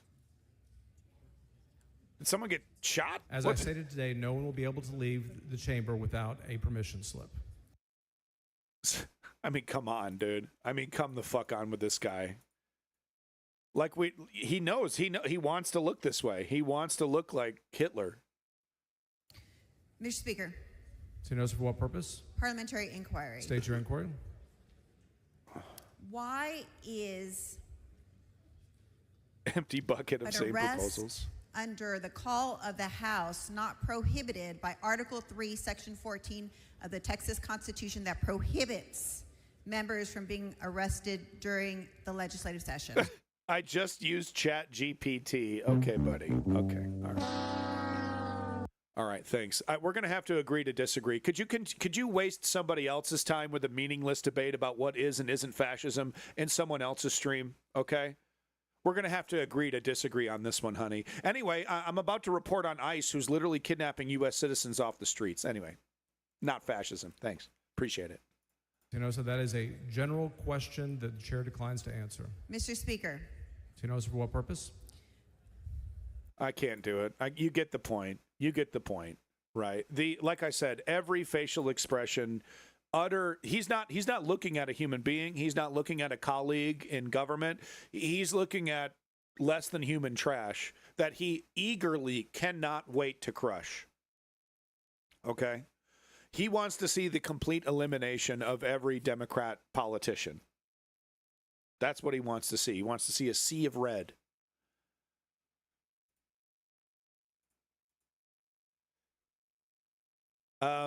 Democratic Rep. Makila Pliza tears her Department of Public Safety escort form in the Texas State House, so that's great. Wow, great job. Wow. What are you doing there? Why did you come back? You mean to tell me the Republicans would have came back? The Republicans couldn't have stuck it out? So is this why you came back? Oh, great job. They immediately redistrict. They immediately lost. Oh, wow. What heroes. You couldn't stick it out in another country, in another state for a couple weeks? Oh, it was so hard. I had to be away from my family. They can't visit. It's impossible for them to visit, huh?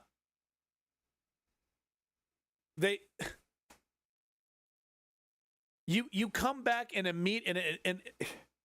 you shouldn't have even left in the fucking first place. The entire thing was theatrics.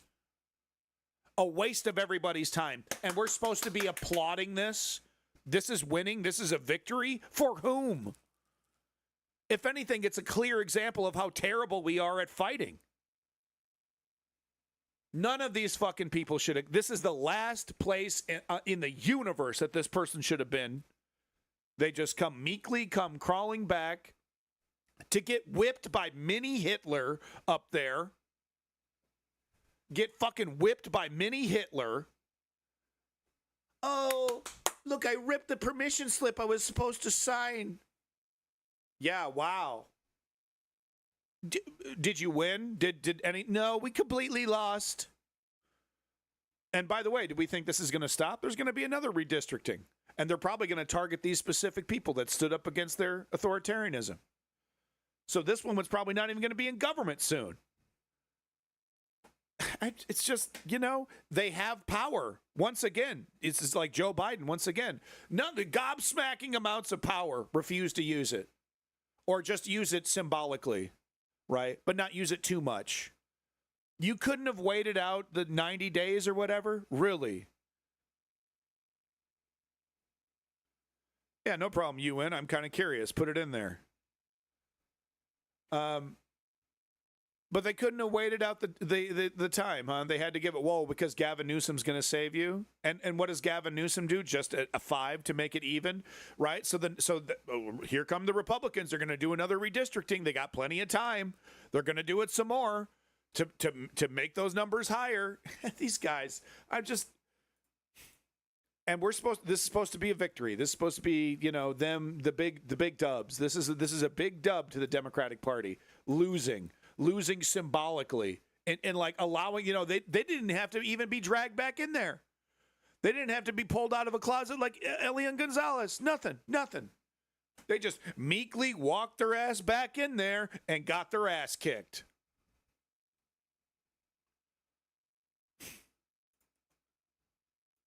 News relating to it from Fox. Let's see how they're spinning it. Clarice, well, Judge O'Hare has addressed the critics who oppose his effort to redraw district lines. He addressed each of their claims, including that it involves racial discrimination. Well, on Tuesday, I hope we pass a map that guarantees or comes as close as you can to guarantee 3 Republican commissioners. Let me tell you something about this guy. Naked open authoritarianism. Authoritarian. Naked. County Judge Tim O'Hare makes no secret of his motive for redistricting. Listen to this. Listen to this, dude. It's just mask off. Democracy, Constitution, representation. Fuck that. Fuck that. Republicans need to run everything.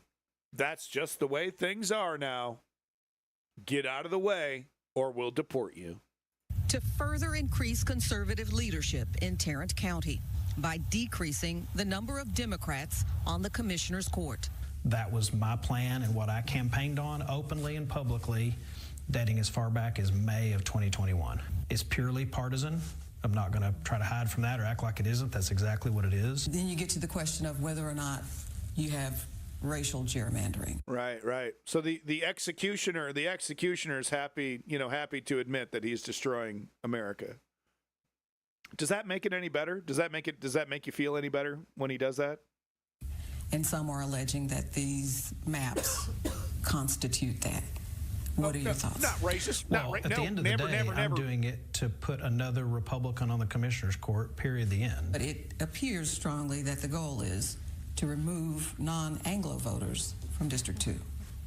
That it appears that way to who? An expert from SMU. We spoke to yesterday. Fake news. Well, the purpose of the maps is to guarantee 3 Republican commissioners. Tim responds on Facebook about the benefits. The benefit would be more Republicans on the court and a likelihood the county commissioner's court remains under Republican control for the next decade or more. Cool. I do see it as a sense of responsibility for me to stand up and say, look, let's ensure that we've got solid leadership that's focused on the core functions of government going. Look at this. This fucking meat slab over here with a template of talking points. What, sir? You might as well be AI. You might as well just be the guy that holds the laptop up to the camera. Okay. What's your opinion on this? 1 second. Beep. My opinion is that this is good for the party and it's good for America. Hold on, it's still thinking. I ran on this. This is a democratic decision by the people. It kind of crashed. You get the point. Forward for the next decade and beyond, because none of these seats belong to us. The seats belong to the citizens, and so our citizens truly deserve that consistent leadership. And why not wait until 2030, though? I mean, it is unusual to do it mid-census. I agree. Well, we're here today, and it is unusual to do it mid-census. I'll agree with that. But at the end of the day, there's going to be two election cycles between now and 2030. What a word. And if the court were to flip 3-2 in one of those election cycles, then we know what's going to happen because it happened in Dallas and it happened in Harris County. In Harris County now, that court is 4-1, and in Dallas County, that court is 5-0. Democrat to Republican. And so we've seen the effects that it has on a community, and that's just something that... So his argument is that we have to be anti-democratic because people might vote in Democrats, and we've seen Democrats and they're really bad and they try to change your gender, and all the nasty things we say about Democrats is true. They they're demons and they're evil and they actively work against the interest of the American people, because we certainly don't do that. So that's his argument. Literally, is like, no, we have to do this because people might vote in Democrats. They might not just reflexively vote Republican. We have to make this permanent. We have no choice, or at least for the next 10 years. Of course, that gives them plenty of time to make it permanent, or just do another extension, whatever it is. Would you believe this goes all the way back to Newt Gingrich? Look it up. Newt Gingrich talked about the permanent Republican majority, which was just a nice fancy way of saying, let's end democracy. Let's make it so that Republicans can never lose. So, game the system for Republicans so that no matter how unpopular we are, we will always win. It was like this stark admission that they, there was some soul seeking within the Republican Party at the time of Newt Gingrich, because he was just such an extremist at the time. Comparatively now he's moderate, but at the time he was seen as an extremist. And there was this soul searching within the Republican Party of like, do we really want to do this? Do we want to go this far? And it was like, yeah, we should go farther. Let's go farther. So when guys like me talk about how Donald Trump stands on a foundation built by George Bush and Ronald Reagan, and this goes way back, right? This goes all the way back to FDR, actually. That's what we're talking about, is that, these oligarchs have worked with the Republican Party for decades to destroy American democracy. And what we're seeing in this most blatant and hypocritical form is the final stages of that. Legitimately, we're in it.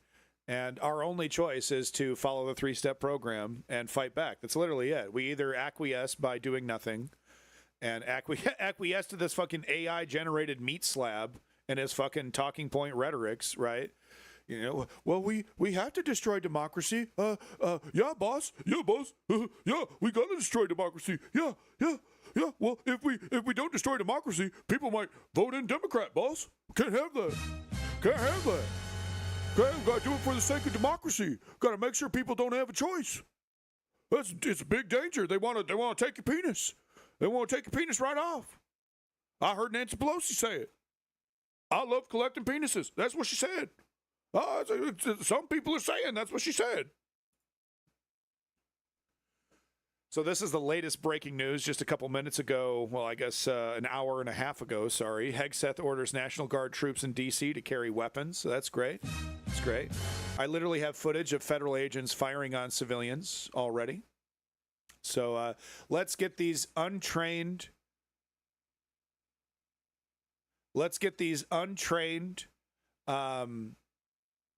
people. Okay, no, I'm sorry. Let's get these people who were trained to kill exclusively on a battlefield. Let's tell them to police Americans, and let's make sure that they're armed to the teeth. These are great ideas. This isn't a powder keg waiting to explode. No, not at all. By the way, where are the libertarians? Huh? What have I told you about libertarians? Huh? Some lefties have soft spots for libertarians, like Kyle Kulinski. Got these little soft spots. Well, Dave Smith. You mean the guy posting lolicon fucking memes on his social media, Dave Smith? None of these motherfuckers have brought that shit up. Jake Uger, Kyle Kulinski, or fucking Crystal Ball have brought up the fact that Dave Smith posts lolicon memes on his fucking social media. With this little, if your 16-year-old niece gives you the look while watching Frozen meme. I showed you the example. I hate to do it to him. Hate to bust a woke liberal, but I think having sex with kids is cool. This was all pre-Epstein shit, by the way. But anyway, what have I told you about libertarians? They're basically just Republicans who have a couple different beliefs. And their so-called principles were non-existent. Where are they? They should be marching in the streets, right? If you're a true, full-blown Ron Paul libertarian, right? This is the exact scenario they warned us about. The libertarians, right? Oh, the left is going to do it. Oh, if we give people a single-payer health care, the left is just a slippery slope that the left is going to take advantage of, right? How many fucking fake, false arguments from so-called libertarians have we had to hear? Oh, we can't give people health care. Can't do that.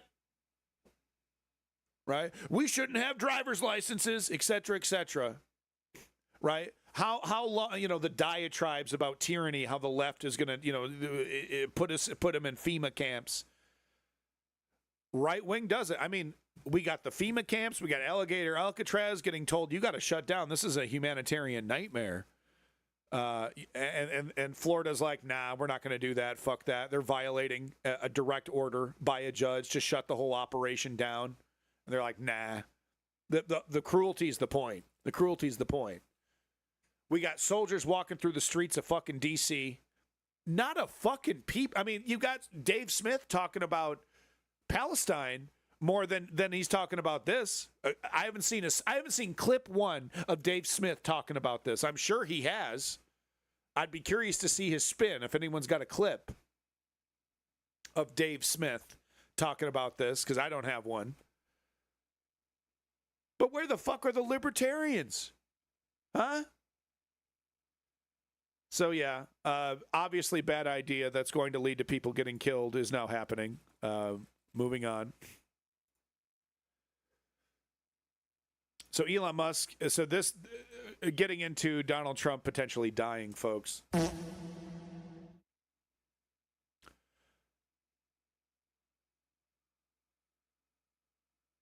Okay, I've had enough. Thank you. Bye-bye.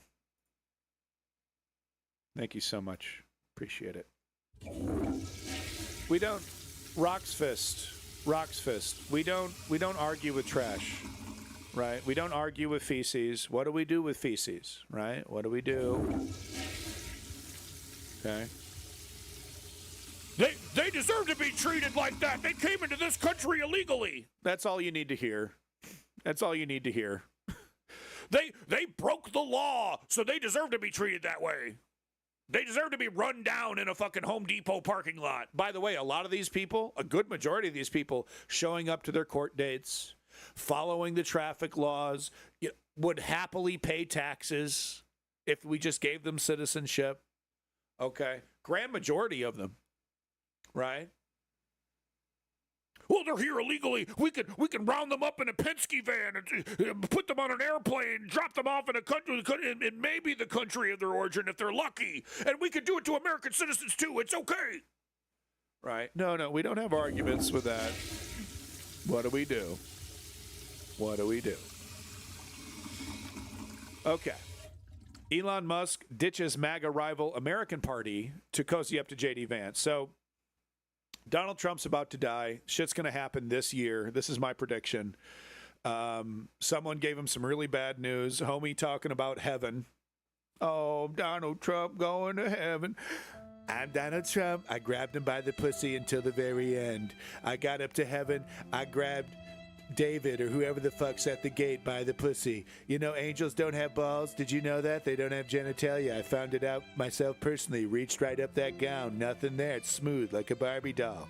Anyway, so he sent me straight to hell, and here I am. It's unfair. It's fake news. I didn't touch her. I didn't touch the angel. No one can prove it, even though I just said I did it. Anyway, hell sucks. I'm getting raped constantly by demons. I really can't feel it back there anymore, though, so it's all good. You know, what can you say? Okay, America number one, whatever, enjoying my stay in hell.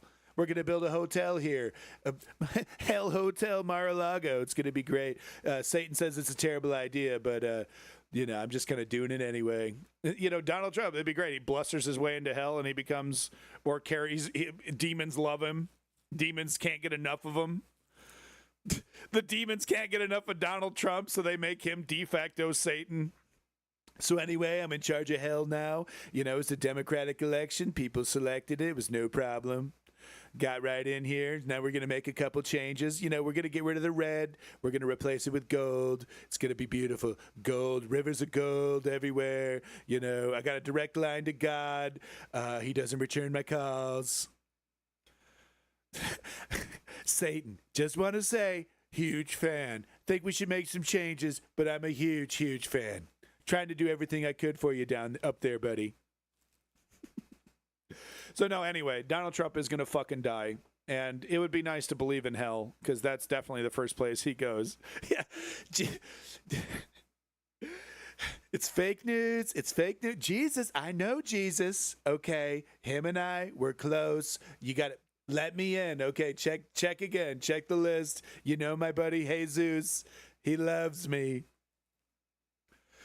Let me back in. Okay. No. Enough. He's going to fucking kick the bucket. I'm predicting this year. And what we are seeing is Elon Musk and quite frankly some other people hedging their bets with JD Vance, because they know, it's the police state without the economic stupidity. Okay, it's the fascism without the economic stupidity. It's the massive cuts to the welfare state. Making poor people more desperate, more more willing to work for pennies on the dollar, without the economic stupidity, right? That's really the only thing that they don't like about Trump, the oligarchy, is the tariff stuff. They love everything else, and that's exactly what J.D. Vance is going to be. He's going to do exactly what Peter Thiel tells him to do. Peter Thiel will basically be the vice president. Whoever will be the vice president, I don't know if he selects or one becomes one automatically or whatever. I don't quite know how that works, but Peter Thiel will be the official. He'll be the Dick Cheney to J.D. Vance's George Bush. What does this mean geopolitically? He doesn't seem to be too cool with Ukraine. He seems to be totally happy to fuck over Ukraine. I think he'll allow Palestine to continue with their he'll allow Israel to continue with the genocide in Palestine, to continue with the erasure of Palestine. I think he'll be happy. He'll be proud to put a smile on his face, announcing the Greater Israel Project has succeeded. I think he's perfectly down for all that shit. Because Peter Thiel is down with it, right? I think he certainly. I think Palantir is being used in Israel. If not, it's being used by the U.S. military that's assisting Israel. So lots of money to be made. Lots of people that need to be killed, and the guy running Palantir is eager to do it. They love having Palestine as a laboratory that allows them to just kill on site and file it away, data, right? However, whatever. Good opportunity to get that data on killing people with AI. So anyway, I think that's what's happening here. I think the big guy is going to kick the bucket, and obviously, J.D. Vance and the rest of this organization is going to fully understand that without Donald Trump, I predicted it before Donald Trump's inauguration, we will have right-wing MAGA folks marching in the streets with left-wing progressives by the end of this, and they're fully aware of that. Once Donald Trump is gone, this fucking Ted Cruz cosplayer takes over, right? Negative charisma. I wrote a book about being a hillbilly. Yeah, we don't care about your couch fucking days. It doesn't make us this is the JD Vance that we all know and love, right? This little guy right down here. This is what everyone understands him as. And soon he's going to be the face of the police state, the face of the authoritarian nightmare that we're all experiencing. He's not going to slow it down. He's actually going to accelerate it, because he understands in a democratic contest, in a fair democratic contest, him and his party, they're gone. They're absolutely gone. You don't get to hold on to anything, or you can step on the gas and he's a young guy. He could be dictator for several decades if this works out in his favor.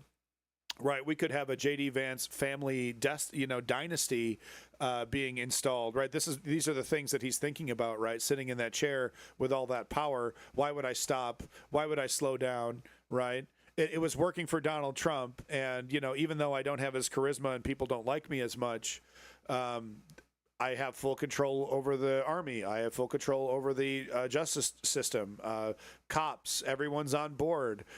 So the people with the guns, the enforcers are on my side almost unilaterally. It's frightening how slowly but surely right wingers churned every one of these institutions into an extreme right wing institution. And neoliberals never did anything about it. They never challenged it. They just allowed it to grow and fester in this way. So Welcome back, Leon, over there from the UK. Good to see you. Keir Starmer just absolutely killing it. So this is, further indication. So, Trump was talking about, hope I get into heaven. I don't know. Some people say I should get into heaven. Some shit like that. And Caroline Leavitt was asked about it, and she said he's not joking. He was 100% serious. Of course he is. He thinks he should have been the Pope. He was literally asked that. So anyway, blah, blah, blah. I know the president said on Fox News this morning that he's partially seeking peace in order to get to heaven. Was he joking, or is there spiritual motivation behind his peace deals here? I think the president was serious. I think the president wants to get to heaven, as I hope we all do in this room as well. Rest in fucking piss. That's what I have to say. Anyway, moving on. I can't really get into it, or my ass gets dragged away by Kash Patel's fucking Nazi squad. Number one. Trump 79 tells Smithsonian to stop saying how bad slavery was. Trump posted a bizarre screed on Tuesday about museums in Washington claiming the Smithsonian Institution's out of control and it's fixated on the shortcomings of yesteryear, like documenting the horrors of slavery. He's literally trying to make the let's look forward, not behind argument in the context of history. He does. It's amazing. It's amazing how these impulses, these fascistic impulses, are all the same. Across the board. Is this guy Hitler? No, he doesn't. There's so many things that make him different from Hitler. No. But he's Hitlerian in so many different ways. Sad labor's in its current state. Greens might embrace red-green populist alliance, which is cool. Yeah, can we get a name for this fucking party? All right, calling it the Corbyn Party isn't going to work. What the fuck is the name? So anyway, it's just another, notch it away, another embarrassment, another thing to be incredibly embarrassed about. Make sure you're embarrassed about it. Are you embarrassed? Okay, good. Moving on. So I don't know if you saw this footage, but I saw this. This shit is disgusting. This driver right here is making some incredibly illegal churn. Oh, I saw a funny thing about that. Oh, what'd you see? Hold on. That was funny. Kind of topical. Let's see what you got. Oh, okay. Here we go. Here's someone who's actually funny doing the same thing that I just did. Let's watch. God, you're looking very spectacular, very smart, man. I was reading the Bible the other day. It's my favorite book, apart from, of course, Art of the Deal. But the Bible is also a very good book.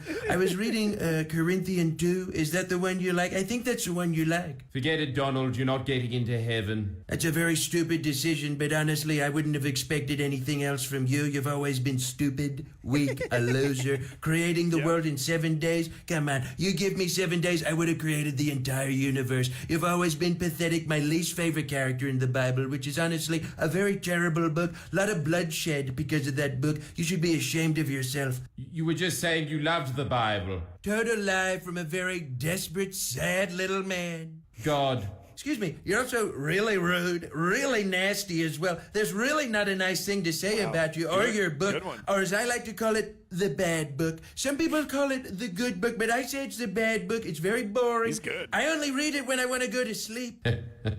I'm getting roasted here. Well, if I were God, you know something, God? You would roast, because you know where I'd put you? Right down in hell. Right where you belong with your worthless loser brother. He's not my brother, he's a fallen angel. I don't really care about that. I don't have time to remember things about losers. I only have so much room in my perfect brain, which, when I'm God, not if, when, I will build the biggest wall you will ever see around here to make sure bums like you aren't allowed into my perfect heaven, which, honestly, looks a lot more like hell these days. Have you noticed, folks? Not a nice place at all. If you sent me to hell, I'd think it's an upgrade. It's an upgrade. That's how bad it is under the God administration. I'd rather go to hell. I really would. Christ, I'm glad we don't have elections up here. I'm pretty sure I'd win. Hello.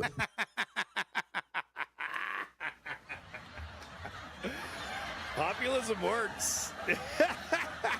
Populism works, dude. That was good. That was damn good. That guy was good. You know, see what I'm talking about? He's actually good at the impression. I'm terrible. All right, but I can't help myself. Like, he's the most. You have to. Everyone has to. You know, like the only person that hasn't done it is like Amy Goodman. But even then, I bet you she's let one slip. Like her little Trump impression. She has one. You know, she has one. Yeah, absolute zero. So back to the topic here. I don't know if you saw this footage. It's disgusting. So this guy.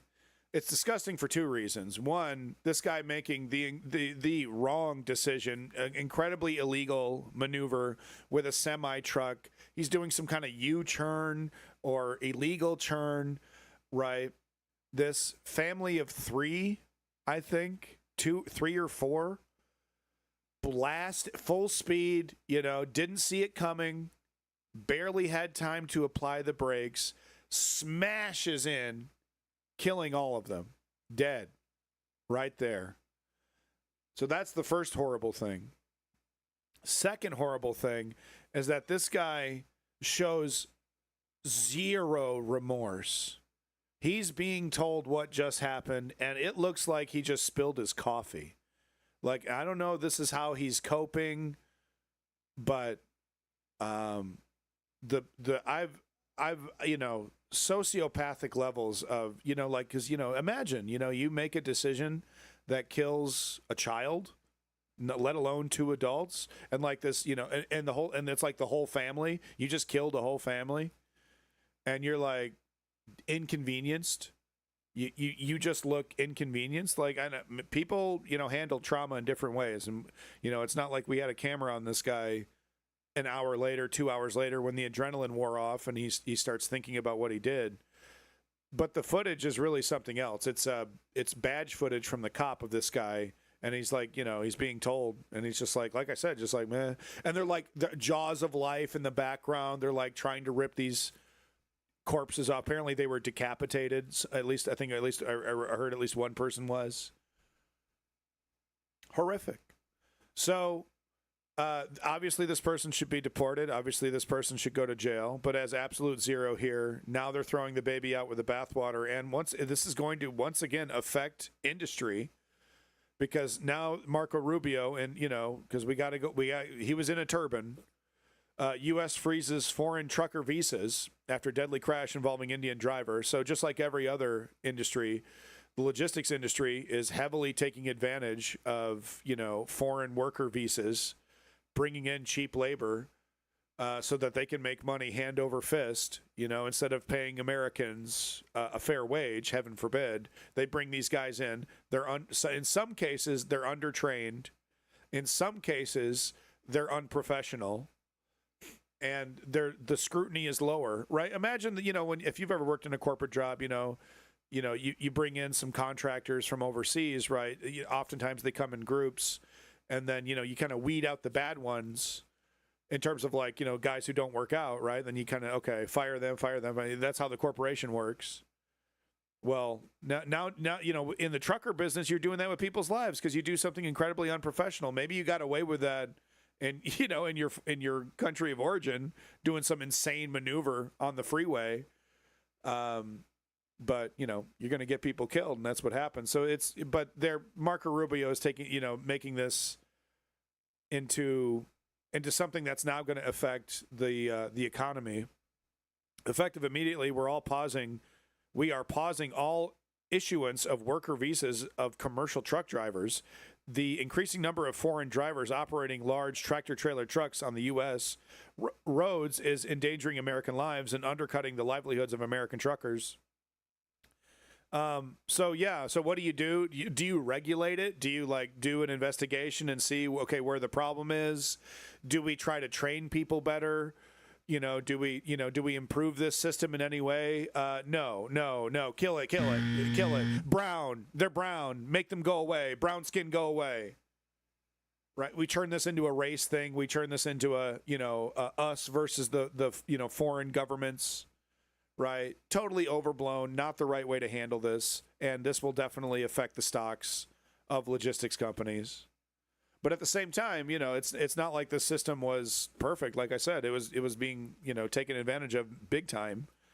and was, it was exploiting people, and it was kind of racist, and because it was like, oh well, brown people from other countries, you can overwork and underpay them, right? That's okay. Democrats were like, yeah, that's okay. That's okay. That's the new normal. That's normal. That's okay. Right? Just don't do it too much. Come on, within reason, say the Democrats. So this judge has ordered in Florida, has ordered that Alligator Alcatraz Detention Center be shut down. Apparently, the Florida is saying, hell no, we're not going to do it. But the conditions there are just disgusting. Let's see here. Federal judge on Thursday ordered that no more immigrant detainees be sent to a center in the Florida Everglades and that much of the facility be dismantled.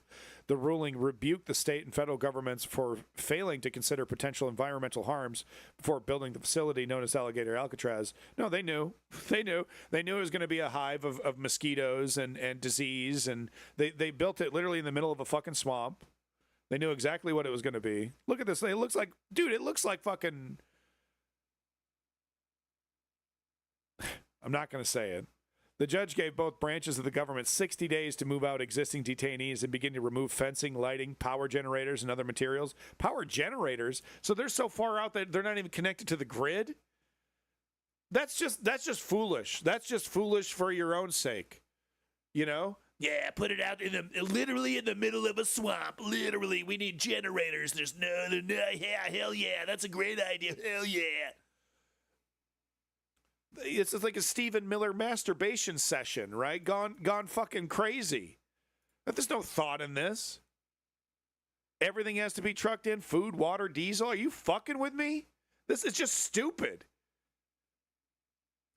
You know what I mean? It's like it's stupid fascism, right? Because what did the Germans do? Right? They put put a fucking train station right there, major logistics hub connection, right? Get everything you need, couple miles away from a major town. These guys, we're supervillains out of a G.I. Joe cartoon. Let's plop it in the middle of a swamp. Wow! We're comically evil. Wow! Zero thought into any of this. I mean, the guards have to be fucking miserable. The people who work there have to be miserable. Welcome back, Fragwitz. So the order also prohibits any new construction. The decision is a major legal setback for the detention center, the nation's first state-run facility for federal immigration detainees, which has faced several lawsuits and numerous complaints about poor conditions and other problems. Yeah, fucking New York Times taking their fucking time to get into these conditions. Anyway, you get the fucking point. Anyway, they're not going to do it. They're fighting it, and it's probably going to go to the Supreme Court, and we all know what the fuck's going to happen next. And they want this to go to the Supreme Court because they want the Supreme Court to, set the precedent that, no, if Donald Trump says, concentration camp here, we build a concentration camp, and it doesn't matter how the conditions are, doesn't matter how inhumane it is. Nothing can stop us. No, here's the, this already happened in Florida. Supreme Court made the decision. We can do this whenever we want, wherever we want. Doesn't matter how comically evil or wasteful it is. It's intentionally cruel. We want to scare people. We want to, to them, this is disincentivizing people from crossing the border illegally. And according to some piece of trash that we just had to flush a couple minutes ago, people deserve this. Right? Just human rights in the trash. Yeah, human rights. Get them out of here. Build a railroad, couple miles where it literally made on top of older villages or close enough to a city, train station already present. Yeah, it was, it's just comical. It's just literally like, look at this shit, dude. It's like plunked down like Tropico, like a fucking video game. This is an airstrip right here. And look, they just shaved. Look at this. Literally like Sim City, dog. They just fucking terraformed it. Shaved off parts of the fucking swamp. What a shambolic mess. What a shambolic mess. I mean, just put them on the plane, dude. What are you even doing? Why even hold them there for any mere amount of time? Jesus Christ, just put them on a plane, drop them off. What are we waiting for? Why? Cruelty. pain and suffering.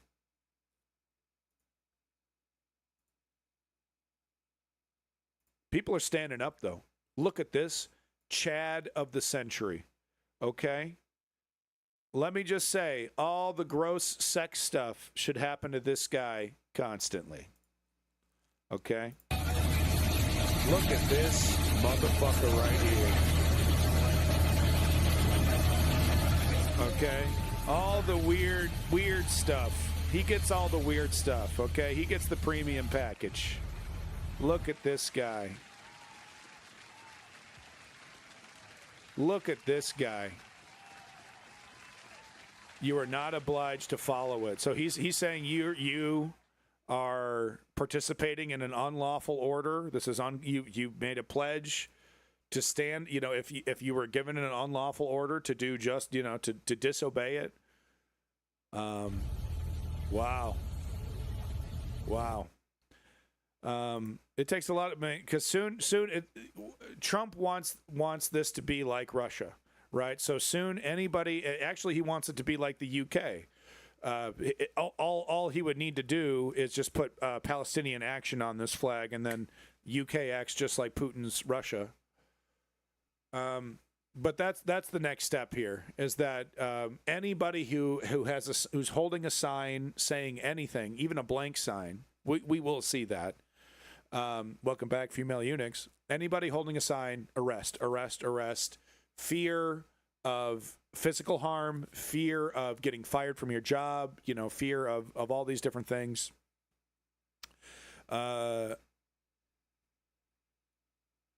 Yeah, strategy member. Well, I mean, but it's got to start somewhere. It's got to start somewhere. Yeah, thank you, me from the past at kick.com. Thank you. Yeah, no, B-Re, we have all the cool people at the News Underground. Exclusively cool people, right? Turds get flushed. I don't have time for turds, okay? They just stink up the place. Exclusively cool people. Yeah. It's true. I have the best chat on Twitch. It's so true. Here's more examples of people fighting back. Are you fucking kidding me right now? Other streamer, excuse me? Wait a minute. What's happening? You guys watch other streamers? Are you guys are you serious? I didn't know. I thought we had like a thing, but I didn't know there were other streamers involved. I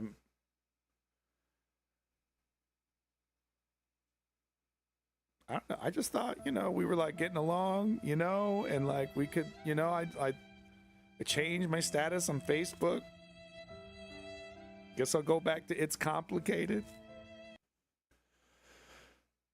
B-Re. I live in perpetual stasis when that's what I thought was going on. I thought as soon as I clicked stop streaming, you guys were just looking at a blank screen waiting for my next stream. Isn't that what's happening? Wait a minute here, okay? This is ridiculous. What am I, just entertainment to you guys? What am I, just like something you do while you're doing other things? I thought we were like friends. Wouldn't that be funny if like the streamer takes the parasocial relationship too seriously, but on the other end? This probably happens with small streams more than it happens with large streams, right? I feel betrayed. I've been checking your channel every day to see if you're live. Yeah, right. Phone alert. Hope that makes you feel better. Thank you, Seneca Athena. Thank you for not clipping my embarrassing N-word just escapades. I dug myself out of that one successfully. Are you fucking kidding me right now? Now I feel bad. I'm just joking. Come on. I know what's going on, Dad. I'm just fucking with you. It's just too much fun. Come on. Quite successfully. I did. Yeah, so... Oh, no, I'm sorry. Okay, so what we're looking at here, we're actually not looking at citizens fighting back. Sorry, I gave you the wrong context. One of these, good old boys, yeehaw, woohoo, this is just like Fallujah, downtown D.C., woohoo! So they're fucking flying around in these fucking armored vehicles designed to withstand IEDs and other, major war. scenarios. Well, it blasted into to a civilian vehicle. Oh, whoops, triggered a liberal. Skid 'em. Yeah, skibbity pop. Oh, get skibbity. Are you fucking kidding me right now? Yeah, so he T-boned a fucking car. So that's what we're seeing here. Get skibbity on. Doesn't need to be there. Complete waste of time. Was probably going to McDonald's to get a bunch of food for everybody, right? No, he's not patrolling for crime, right? Roll your window down so we can smell weed. Just in case we smell some weed, then we can get our quota up.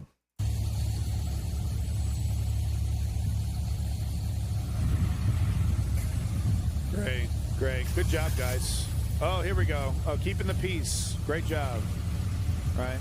Is that why you went through rifle training to do this? You know what I mean? They train you on like wilderness survival. They train you on how to stab somebody in the right spot. To kill them quietly. They train you how to shoot a gun accurately at hundreds of yards. Right, so you're like directing traffic, and you're like, boy, that's that training was really something. Okay. Yep, come on through. Yeah, my idiot colleague smashed a civilian vehicle. Keep going. Thank you so much. Yeah, Rock's Fist. They're totally doing that to people too. Oh, I smell weed. Yeah, you don't smell anything. I just look black. That's what's going on. This is what you do? Seriously, with your phone though. Seriously, you're gonna go like, why are you gonna do this to the fucking? You're gonna make it vertical? Like, you seriously? No, so then she leaves, right? She gets the hell out of there, and she's not wrong to be scared, because they absolutely do scoop up civilians with cell phones now. No, she's got weed on her. Smells like weed over there. Over here, she's over there. She smells like weed. That one smells like weed. That one smells like weed. Yeah, that one over there with the cell phone. That one smells like weed. Get him.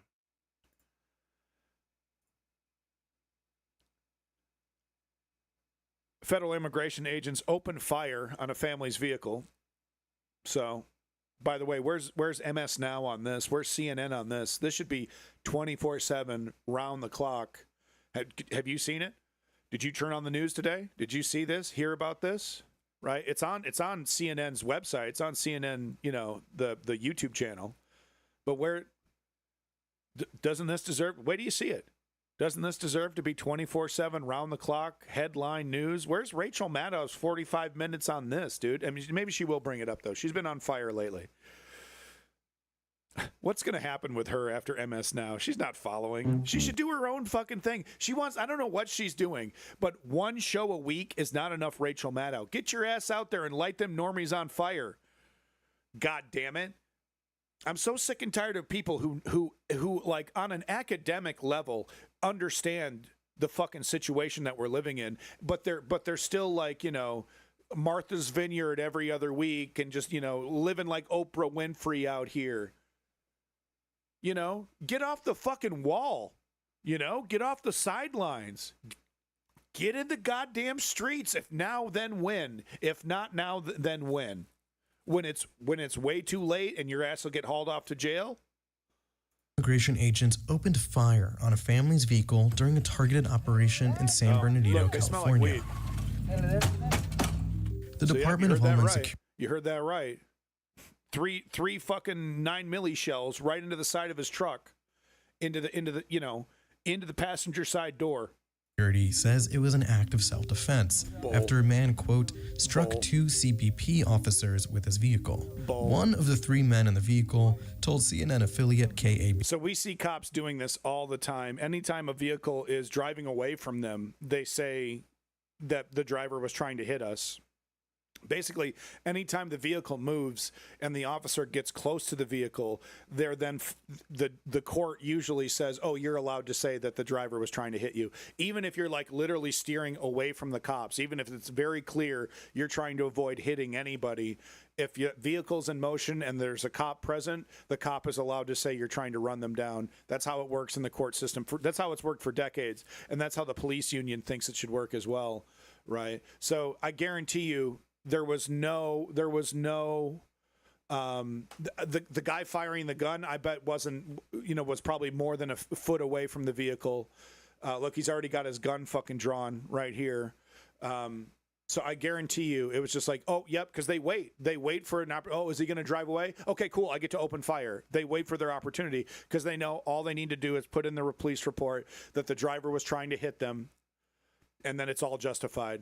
Right? It happens a lot. I've seen so many, dozens of fucking cases of cops erroneously saying that the driver was trying to hit them when they were just trying to, in this case, run for their fucking lives. BC that he was in the vehicle with his father-in-law and his 18-year-old brother-in-law when they were surrounded by unmarked cars and masked men who refused to identify themselves. So a kidnapping. Kidnapping. So they roll up in masks, fucking cartel style. Right, roll up and just like no discussion, no talk. They just start breaking windows, man. What do you want?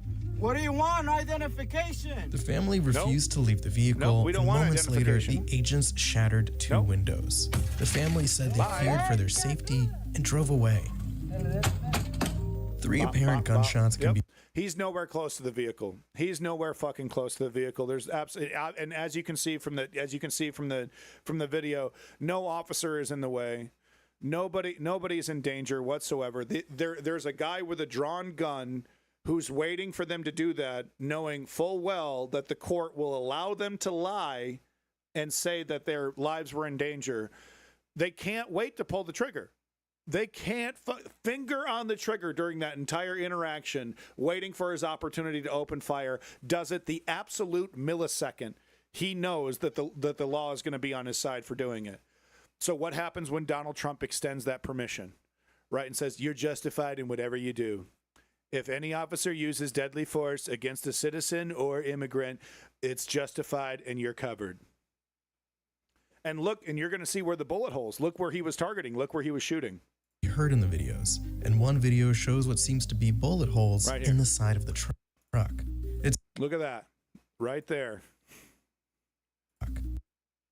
Wop, wop, wop, right there. Passenger side. And look at the angle of the shots here. Look, I'm no expert, okay, but look at the angle of the shots. The truck was already, like in front of the guy, right? Because the angle's not going in. It's like scraping the side. So the truck it's nowhere close to the person firing the weapon. Like I said, the guy, weapon drawn, waiting for the opportunity, knowing that the court is going to defend them. As soon as the vehicle moves, even if it's obviously away from the officers, boom, self-defense, we get to murder. Self-defense, we get to murder. Just like the South Park, they're coming at us. Yeah, the bunnies, the fucking deer, they're coming at us. Same thing. It's that comical. It's that absurd. So now they're ransacking cars in D.C. I guess they're identifying, they're using their Palantir AI to scan every license plate. I guess they're so bored. They're driving through parking lots, scanning license plates, and now they're breaking into people's vehicles. Without them present. This is apparently against the Fourth Amendment, I believe. Someone in the chat here was mentioning the Fourth Amendment. Yeah, Fourth Amendment, ? Added to the list of constitutions that doesn't matter anymore. So yeah, because your vehicle, inside your vehicle is considered your property. There's possession, there's rights. Yeah, right. Laugh along with me, right? So now they're just finding random vehicles. They have so many people. They're so bored, just ransacking vehicles. That I don't know. Are these citizens? Are they not citizens? Does it really fucking matter? Maybe there's a Dr. Dre CD in there. Get your ass in there, big boy. It's nobody in the car. How are y'all just going in people's cars? How are y'all just going in people's cars? Nobody was over here by this car. Nobody was in the car. So they're hanging out, and they see a group of these weirdos just show up to a random vehicle in a parking lot and start breaking into it. I got it. I got the key. They used the little airbag thing because that's how they wanted my car on M Street, and they not supposed to do that. It was nobody over here, nobody in the car, none of that. So how y'all just going in people's cars? Close that door. Y'all not supposed to just go in people's cars. Nobody was in the car. Nobody was leaning on it. None of that. Hold on, why y'all? No, because why are y'all going in the car? No, No warrant. No warrant. Okay, they don't know. The reason why they're saying nothing is because they're actually not sure if what they're doing is if they're actually allowed to do it. Straight up. That's what I'm seeing here is confusion. They're like, they're not 100%. This guy's not 100% certain, actually, whether what they're doing or not is actually legal. His superior officer told him he's supposed to do it, but he hasn't been instructed on what specifically to say about this. So it's best to just stay totally quiet, do what you got to do, get your business, okay, and then let the media and courts battle it out later, right? But what you certainly don't want to do is say anything. Say a single fucking thing. One thing I have noticed as well, cops and ICE agents have been wearing less masks. I've been noticing less masks. I think they've been telling their people, you know, hey, go you know, if you feel comfortable taking off your mask, go ahead and do that.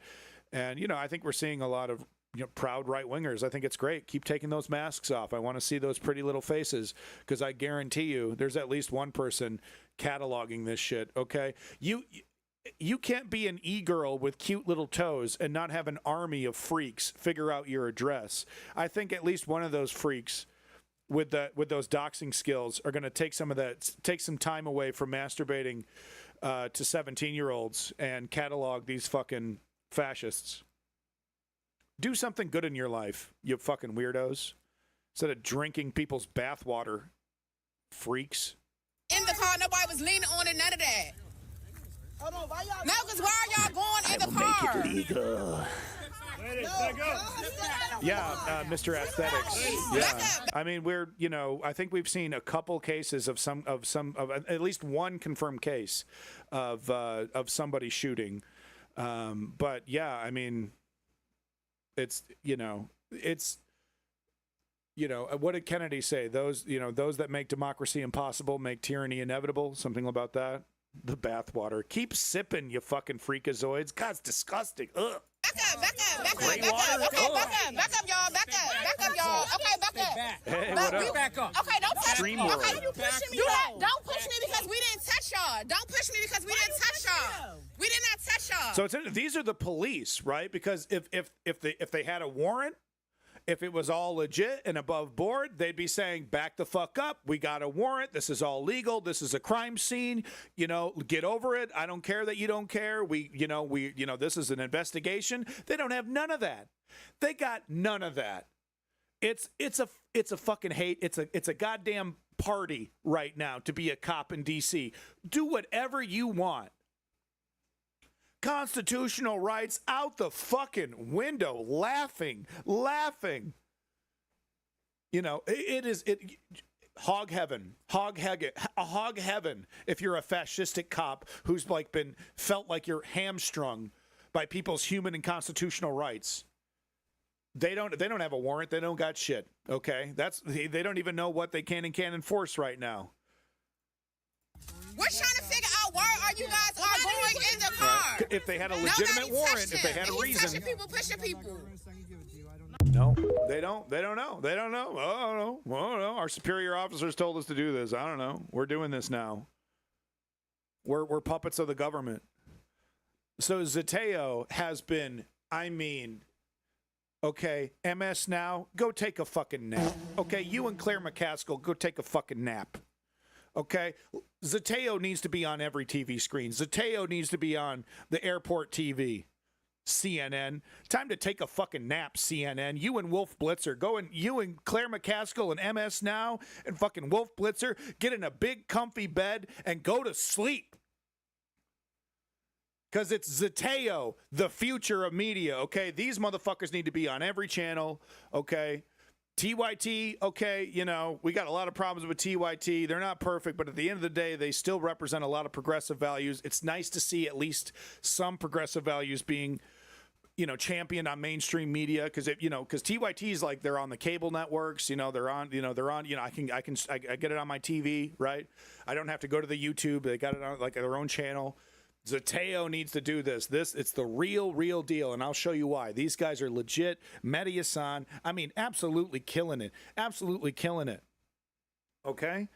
Oh, it's so good to see. Large crowd of people chanting and yelling at some of these agents that have been deployed here by Donald Trump. All these demonstrators that you've seen out here in recent decades, all of these elderly white hippies, they're not part of the city. It never happened. Do you think anyone feels safer because of all of this? Hippies? I mean, honestly, hippies? We're doing hippies? They got nothing, dude. They're bringing back, video game violence and shit too, right? All the classics. They got nothing, dude. They got nothing. When the big guy goes, when the carnival barking gaslighter goes, the whole thing is, people are going to hate every inch of it. Every inch of it, okay? And none of these, their little outbursts of hatred, they're going to be like, J.D. Vance is going to tell people, cut it out. Don't get in front of a camera and say that fascistic shit anymore. You're not helping. Like, everyone's already hating us. I'm trying to be a successful president over here. You could get away with it with Trump because people are excited. Oh, this is new. This fascistic rhetoric. It's so brazen. It's so radical. It feels new. It feels fresh. When the big guy kicks the bucket, it's not going to feel fresh anymore. And fucking straight up Sieg Heilers like Stephen Miller here is going to have to stop getting in front of the camera. Do you think anyone feels safer because of all of this? Maybe Donald Trump. Maybe he feels that now that there are more police, that him and cronies in his administration are less likely to be harassed when they're visiting restaurants. But I assure you that the people of D.C. will try their hardest to make them feel uncomfortable, given that they've made us and our community members feel even more uncomfortable. That's the winner's attitude right there. That's the winner's fucking attitude right there, boy. That's victory. That's how you get to victory right there with that attitude. Straight up. Look, he does it so effortlessly. You know why? Because it's a lifestyle, right? It hurts if you don't do it so often. You just do it once in a while. You do that shit every day.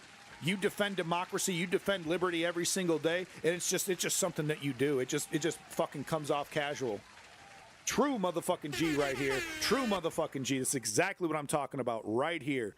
This guy right here. Swapnil Argarawal. Fucking awesome. Due to the day right here. Due to the day. Okay? It's a lifestyle. Okay? It is. There are more police, that him and cronies in his administration are less likely to be harassed when they're visiting restaurants. No. But I assure you that Mr. Aesthetic, what does it matter if democracy doesn't function as it should? What does it matter what the people think of a fascist regime when the police state is installed and fully justified to use force, when the army is on board and is acting as your police state, right? We might get lucky, and maybe there's some kind of, people are literally like, the right wingers in the military that are down for this are like, I don't even like JD, right? But it doesn't seem like it, does it? They seem down for that shit. So what does it matter, Mr. Aesthetics? What does it matter, right? It's just the aesthetics of democracy, right? They have full control. They're going to do whatever they want. Who cares if he's unpopular? Vladimir Putin is super duper unpopular. Don't believe the hype, right? Does that matter one iota? You know what I mean? All the tyrants in all their countries are super duper unpopular. Does it ever matter? the people of DC will try their hardest to make them feel uncomfortable, given that they've made us and our community members feel even more uncomfortable. I've seen them walk up to Latino Americans that don't speak proper English and them say to them like, you don't speak English, you're going with me, don't ask no name. Look at this. Look at how passionate she believes in human rights. Look at how she doesn't see these people as other than, she sees them as human beings. And listen to her talk about their plight, right? She's about to bust into tears talking about it. It's beautiful. It's beautiful. This is real America, quote unquote. Tucker Carlson, this is real America. People give a shit. No citizenship, no anything. It is heartbreaking to see that these people come here to make their life different in America, and it's been sabotaged. I'm a family doctor in Washington, D.C. I've been working in public health clinics my entire career. At this point in my career, most of my patients are immigrants. This is a horror. This is a public health catastrophe because my patients are currently being terrorized. Their families are being ripped apart. They walk outside and they get kidnapped. They get separated from their children. Their families lose their wage earners. They're too afraid to come for medical care because literally, as we walk around, as I was walking to work this morning, there were several abductions. We know that there's been some police response. So here's what the highly trained highly trained, well-informed DC police have to say about it. Look at the setup here. We got the thin blue line bullshit, some anime shit. Is that some furry bullshit, maybe? Got the fake-ass tats. Some skull hat. Big O shades. Right? How many N-words does this guy drop playing Madden 2004 or whatever the fuck he plays? Call of Duty, probably. Like a boring motherfucker. I prestiged. I got 3 prestiges, bro. I'm an N-word, have sex with your mother. And by the way, expect to see this as common, all of them. Expect to see this as common right here, because I reported on this a couple days ago. Palantir is making an app for them to install on their phones, and it's just going to be database, everything put into a database. Police response over the past few days around the area, Home Depot. We're wondering if you could tell us a bit more about what the operations have been like in this area. No comment. Do you know what other agencies you guys have been working with to try to... I think that patch is some weeb shit. I think it's some anime furry weeb shit. Respond to a lot of the crime around here? This shit. No. Oh, no. Okay, no, I can see it clearly. It's the everything is fine meme. It's the dog sitting in the house that's on fire. Everything is fine. Wow. Irony is dead. Irony is dead. Gee. Everything is fine, says the guy who lit the house on fire. I keep throwing gasoline on the fire, and everything keeps getting more fire. Everything's going to be okay. Everything's, he sits down, ironically says, I can be, irony is dead, dude. These are the fucking murderers of irony. No comment. Do you know who we could talk to learn more about the collaboration you guys are doing with other agencies to respond to crime in D.C.? I mean, talking corporate, but no comment. No comment. Gotcha. Federal law enforcement, they're going around kidnapping people in masks. We have videos of them praising the Proud Boys. We have videos of... They act like the Proud Boys, rolling up in a fucking U-Haul truck. It's everything but the name. They chose Penske over U-Haul because that was a little too on the nose. What's next? You going to carry tiki torches, you fucks?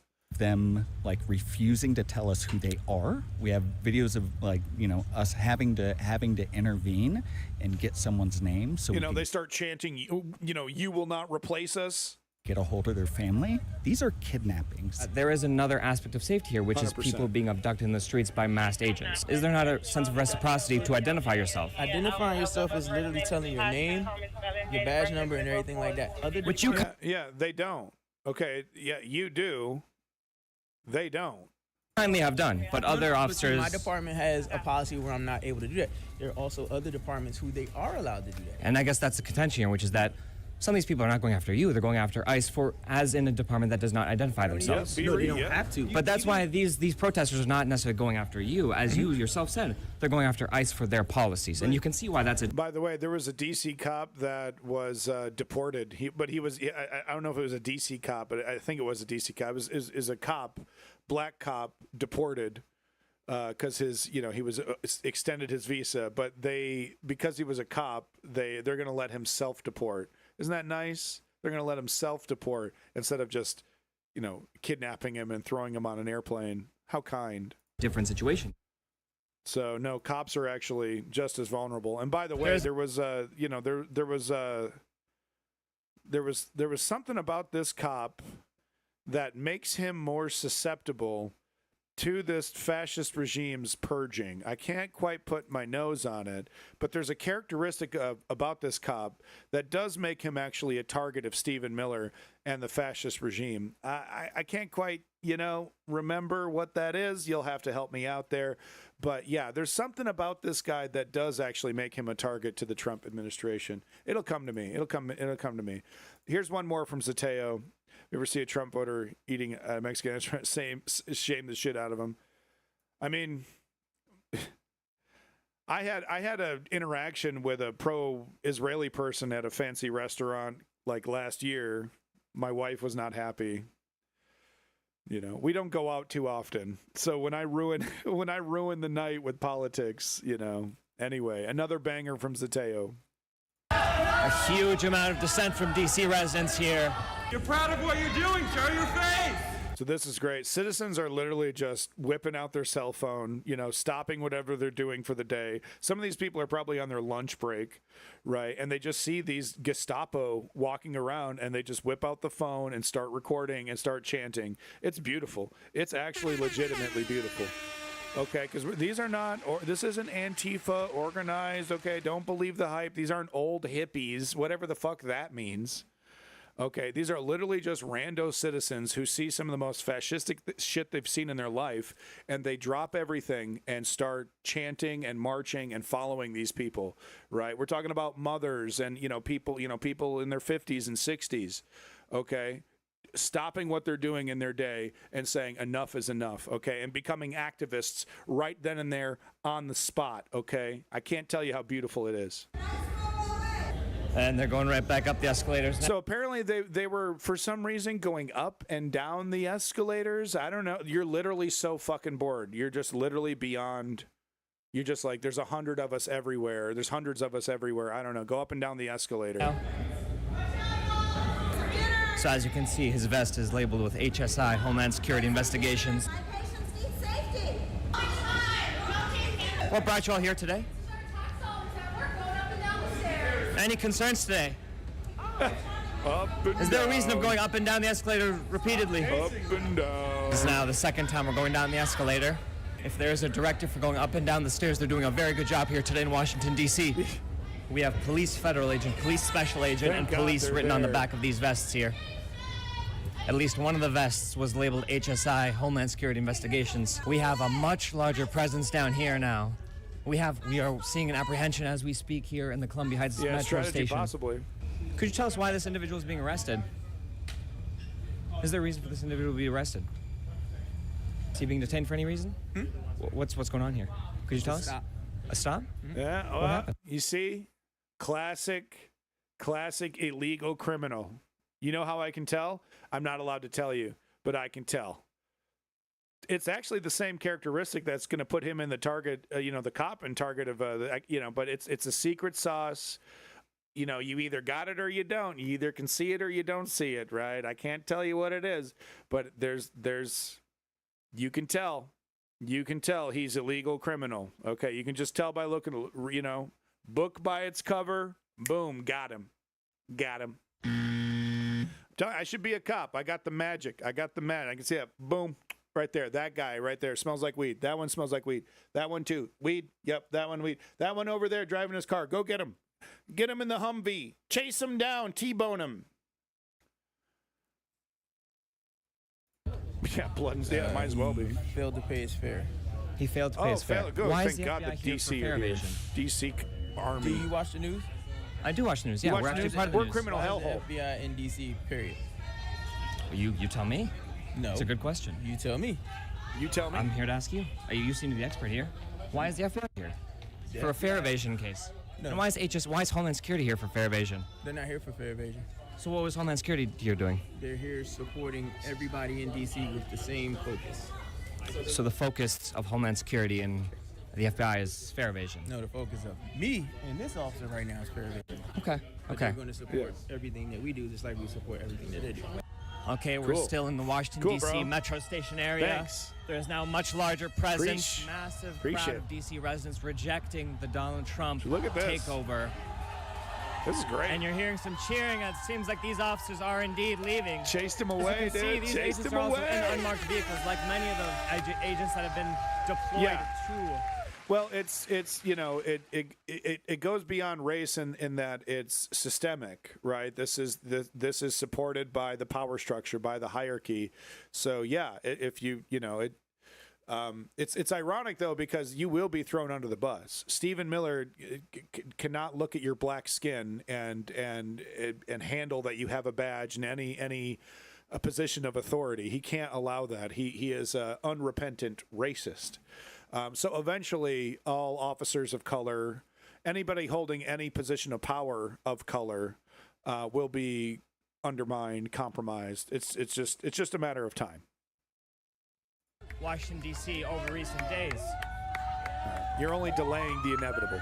And now we're hearing the sirens. We have unmarked vehicle here. Here we have go. Transit police.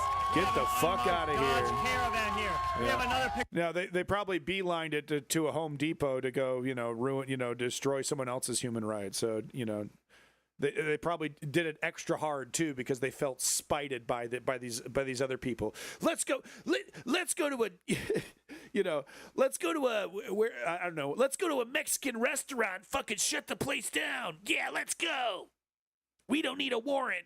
Pickup truck right here. Several unmarked vehicles. Yeah, unmarked. Of agents who are now leaving due to the massive cover up their license plate too. community That's response. cute. That's cute. Our streets! Lovely stuff. Our streets! And there you have Lovely it, folks. stuff. Live from Washington. Lovely stuff. What do you think this guy was thinking? I'm curious here. This guy right here. What do we think about this guy? I think this guy is confounded at the protests. I think he's pro-ICE. There you have it, folks. Look at that. I'm getting pro-ICE vibes. I think he disagrees with the crowd. He's either shaking his head at the fascism that just ran away, that scuttled away, or he's shaking his head at the loud crowd being disruptive. Can you believe this? They're just trying to make the city safe. My car was broken into. It's just the president. It's just the president militarizing the army to be police officers. What's the big deal? And there you have it, folks. Live. I don't know. It could go either way. I'm 50-50 on it. Moving on to our next story. He looks Russian, deaf pro-ICE. I don't know about looks Russian. I don't even know what that means. Federal prosecutors in D.C. have been instructed not to seek felony charges against people who are carrying rifles or shotguns in the nation's capital, regardless of the strength of the evidence. So that's great. So now we're on top of ICE and the Army being armed, which I just reported on a couple minutes ago, that the Army, the Hegseth has ordered the Army to carry weapons. The authorities are now letting civilians openly carry weapons. Nothing wrong here. Nothing wrong here. So really, black, maybe an Arab guy carries a shotgun around the nation's capital, and no one's going to have a problem with that, huh? Right, good old boy with a "Make America Great Again" hat with a M4 slinged over his back. Oh, that he can walk around all day. Go to the Lincoln Memorial like it's Israel with a high caliber rifle. Right, getting ice cream at the mall with a high powered rifle on your back, just like Israel. Right. It's a powder keg. It's an absolute powder keg. This will absolutely lead to some kind of massive explosion of some sort. At least one individual is gonna, ruin the party for everybody. Oh, I wanted to carry a high caliber weapon on my back like Rambo. Ooh, I'm a Rambo wherever I go. Yeah, I'd like extra relish on my hot dog. Oh, can I get an extra hot dog for the road? Thank you. Get 2 hot dogs. Oh, I got a tactical vest, so I can put my extra hot dog in my tactical vest. Oh, I got my extra hot dog on the go next to my magazines filled with high-powered, ammo-piercing ammo.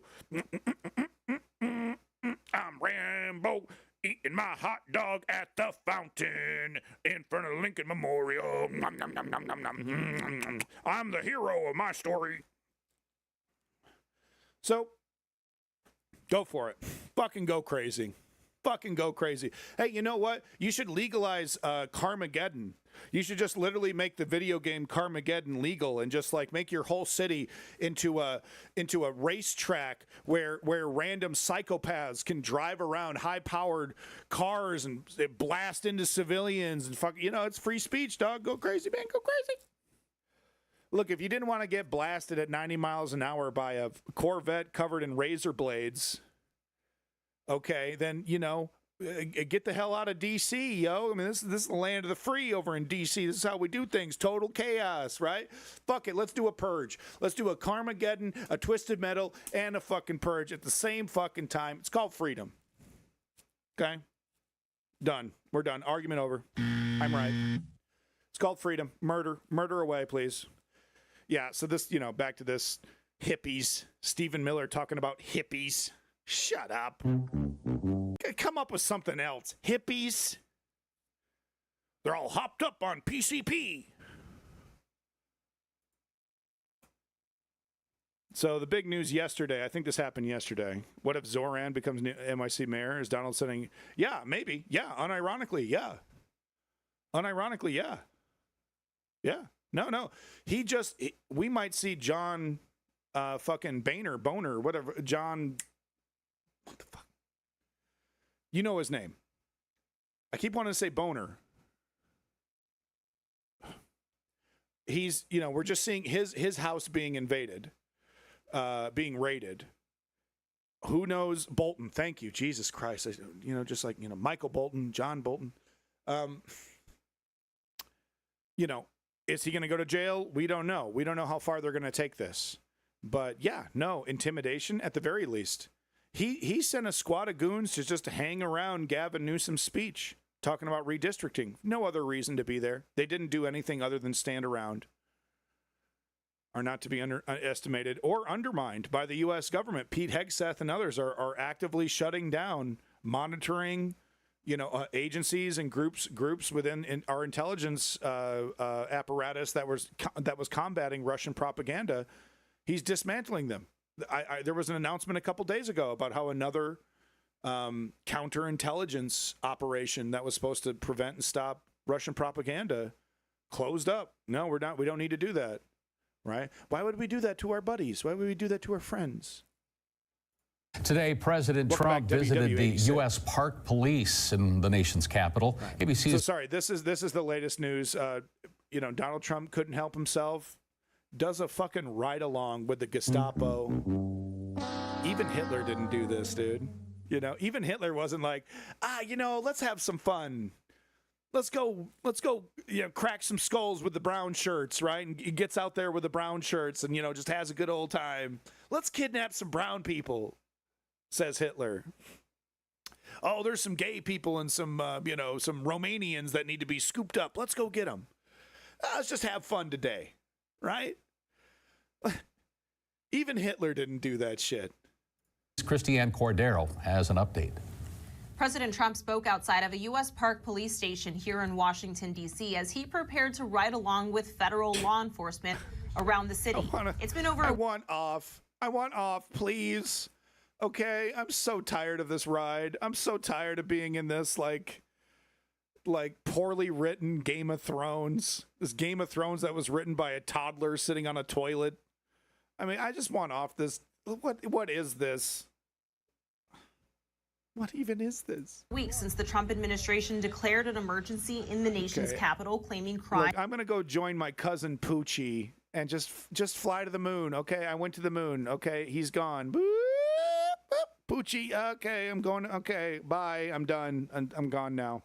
Is out of control. That initiated the federal takeover of Washington, D.C., where more than 2,000 National Guard troops from 6 states have been called here to serve. The core message Trump is trying to convey is one that has echoed for over a decade now. Here's what he had to say earlier today. We're going to make Washington, D.C. great again. We're making our country great again. The country is very close to being great. When they say I'm back, it's the hottest country in the world, they mean it. They say it's the hottest country in the world. Maybe Satan. Maybe Satan says that. And this capital is right now, after 4 days, 5 days, it's at a level that you haven't seen in a long time, and it's all because of you. So I want to thank you all very much. It's an honor to be with you. It's a frightening police state. It's a frighteningly expensive police state. This is costing the American taxpayers tens of millions of dollars.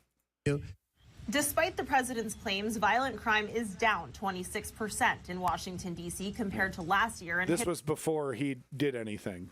Okay. A 30-year low in January. By comparison, the county home to Jackson, Mississippi, which is one of the states that sent its National Guard troops to D.C., is experiencing a surge in violent crime, up more than 300% last year. So they sent Army National Guard from a place that actually might need, that has a 300% higher crime rate, to a place that has much less crime, but a whole lot more black people. Right. It's about keeping, the squeaky wheels suppressed. Right. Uppity liberals can't have it. The president has said the administration's efforts here in D.C. may serve as a model in other cities nationwide. Yeah, no shit. Christiane Cordero, ABC I love how they're saying that too, right? Like, don't speculate. No, that's what we're doing. Yeah, we're hoping to apply this template across the nation. Look forward to, Army patrols in downtown San Francisco, right? I mean, that would be something because they would be so totally unequipped to handle the homeless. They wouldn't know what to do with them. They wouldn't know where to put them. They would ruin their lives, right? Throw all their possessions away, but they don't go anywhere. Like, you're going to have to just kidnap these people and put them in a gulag. You're going to need to set up a gulag in fucking San Mateo or something. The rich people over there are going to love it. Yeah, no. Build a concentration camp on one of my golf courses. Yeah, no problem. No problem. Federal agency announces $500 reward for people who snitch on criminals. So here we go. Another thing that isn't fascist in any way, that there's no historical context at all. But yeah, now we have a snitch line. And once again, this is kind of more communist, right? This is kind of Stalin-esque right here. But here we have, snitch on your neighbors, which is it's a classic fascist necessity, right? You got to get the citizens involved in their own divide and conquer. So here we are, the fascists empowering other fascists, right? Because they know every liberal community has the one Trump supporter. Every progressive community has at least one libertarian that just so happens to agree with everything Trump does and says. And wow, $500 reward. I mean, I know I'm libertarian, and I believe that we should use violence against tyranny, but $500, that's a lot of money for Pornhub, right? So that's what this is about. This is about weaponizing the fascist individuals that live in leftist spaces, and of course, dividing and conquering society even further, creating a state of paranoia. Don't speak out. This is how it happens in Russia, right? Neighbors are afraid to talk to neighbors. One phone call away, and knock, knock, knock. You get a little visit from the government, and they go through your social media. They take your computers. And if they find anything, you're outie. That's what we're seeing here. No surprise, just another day in fascist America. Moving on. This is pretty interesting. It does look like the government is working directly with TikTok. Here's another bit of evidence. I haven't really been covering this too much, but it does look like TikTok is colluding with the U.S. government. Elijah here. I made a video that TikTok is working with the Trump administration on suppressing anti-Trump content without even mentioning his name, and within 15 minutes was banned from the app until 2032. So there you go. He's literally I didn't even mention Trump, and they got him anyway within 15 minutes. Not just delete the content, but nuke the account. This is not the only example here. This is actually, there's been numerous examples of TikTok bumping up right-wing content, saturating the market, right? Because it helps the Chinese. This helps the Chinese government. The more right-wingers are in charge, the more they seemingly want to destroy America's economy, seemingly destroy the U.S. dollar. All the Republicans want to destroy all the things that are getting in the way of the Chinese currency ambitions, what they want to do with their currency, what they want their country to become. The Republicans are helping them hand over fist.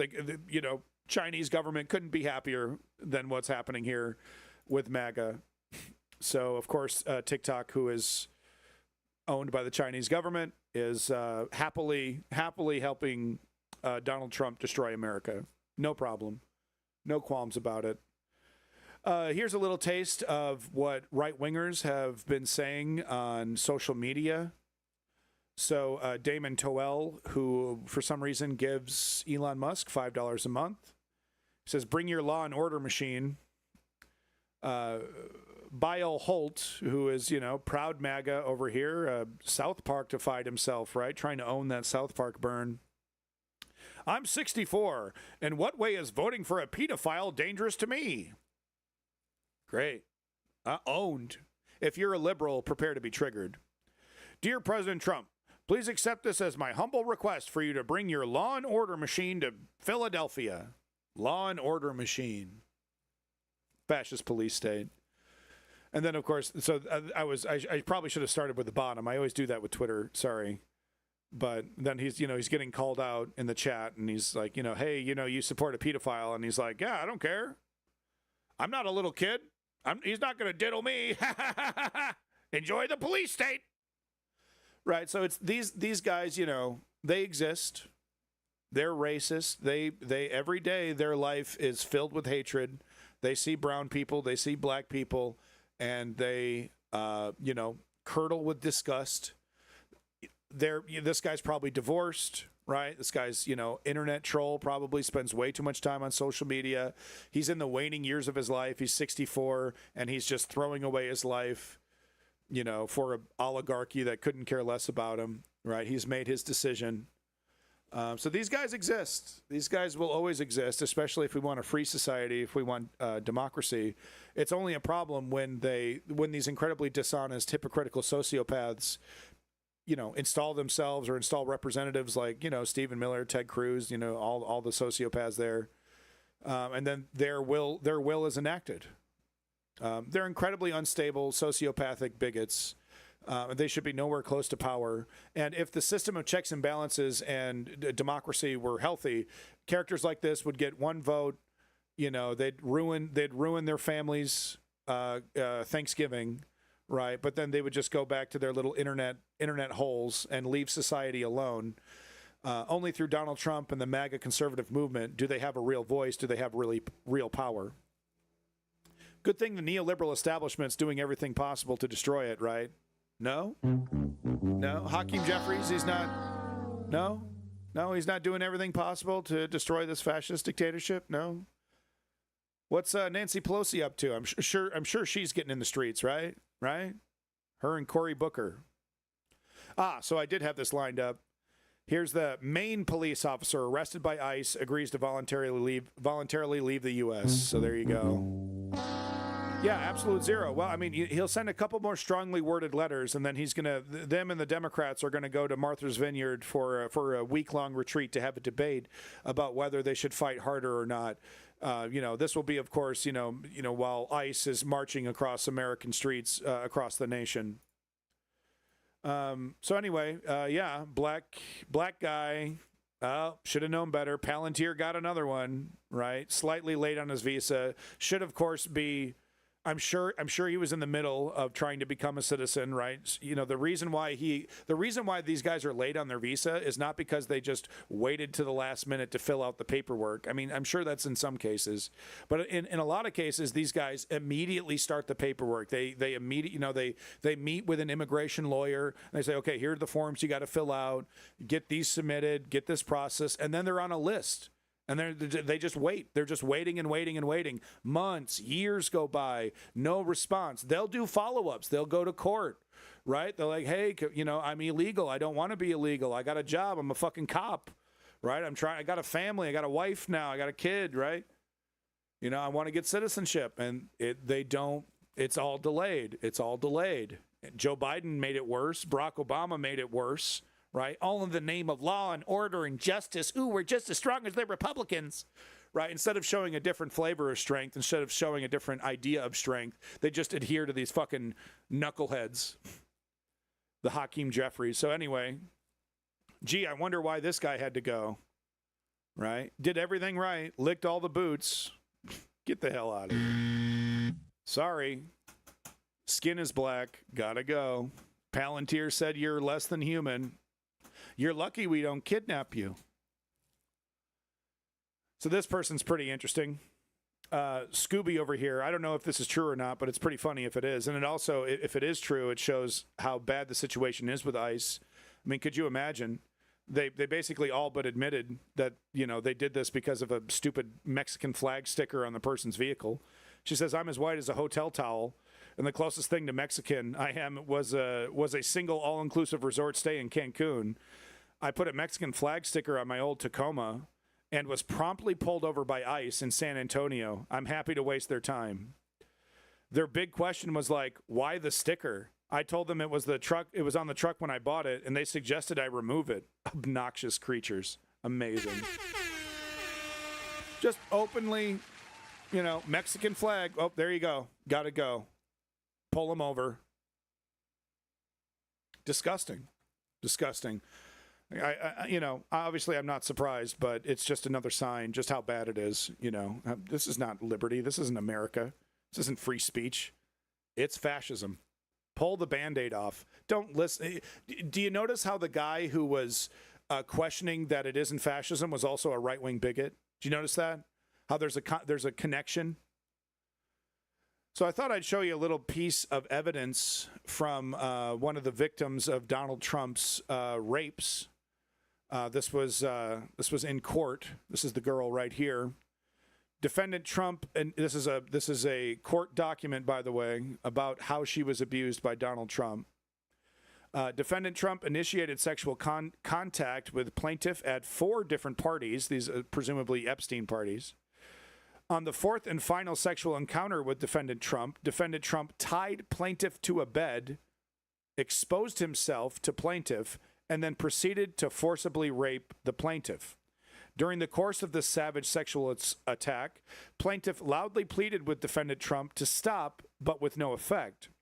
Defendant Trump responded to plaintiff's pleas by violently striking plaintiff in the face with his open hand and screaming that he would do whatever he wanted. So, you know, they already had several sexual encounters, probably the white glove hand jobs. He wanted to take it to the next level. It was her nightmare to be raped by this fat, bloated idiot. He tied her down, did it anyway. But hey, it's not true, guys. Fake news. And the Democrats don't really talk about it either. So, you know, dust in the wind. Anyway, there's your Epstein update. A little bit of direct news about how Donald Trump gets it down. Get it down. Good guy. He's a good guy. Anyway, here's a really bad guy talking about Donald Trump. This guy's obviously, you know, a jerk face. Honestly, he needs to get in the fucking streets because, you know my rule. You got time. You got clout. You got money. What don't you have? An excuse, right? So this guy's pretty well informed. He seems to have a pretty strong opinion about Donald Trump. I think maybe I have seen De Niro at a march or two, but you know, where's it at? Where's the activism? You know what I mean? Where's it at, dude? Okay. You know, are you going on vacation? Are you spending your money like right now? You know, stop. No. Whatever your plan was to enjoy your fabulous life, put that shit on hold just for a week. Give me a week.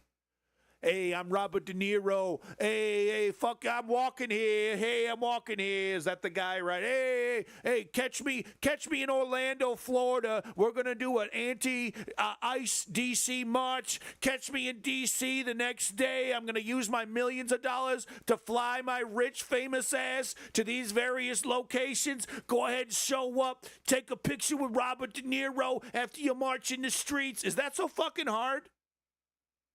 Is that expensive? Is that difficult? Do you need me to hold your hand to organize that? You can't tell your fucking, daughter or whatever to hold up a fucking cell phone and record 30 seconds of that?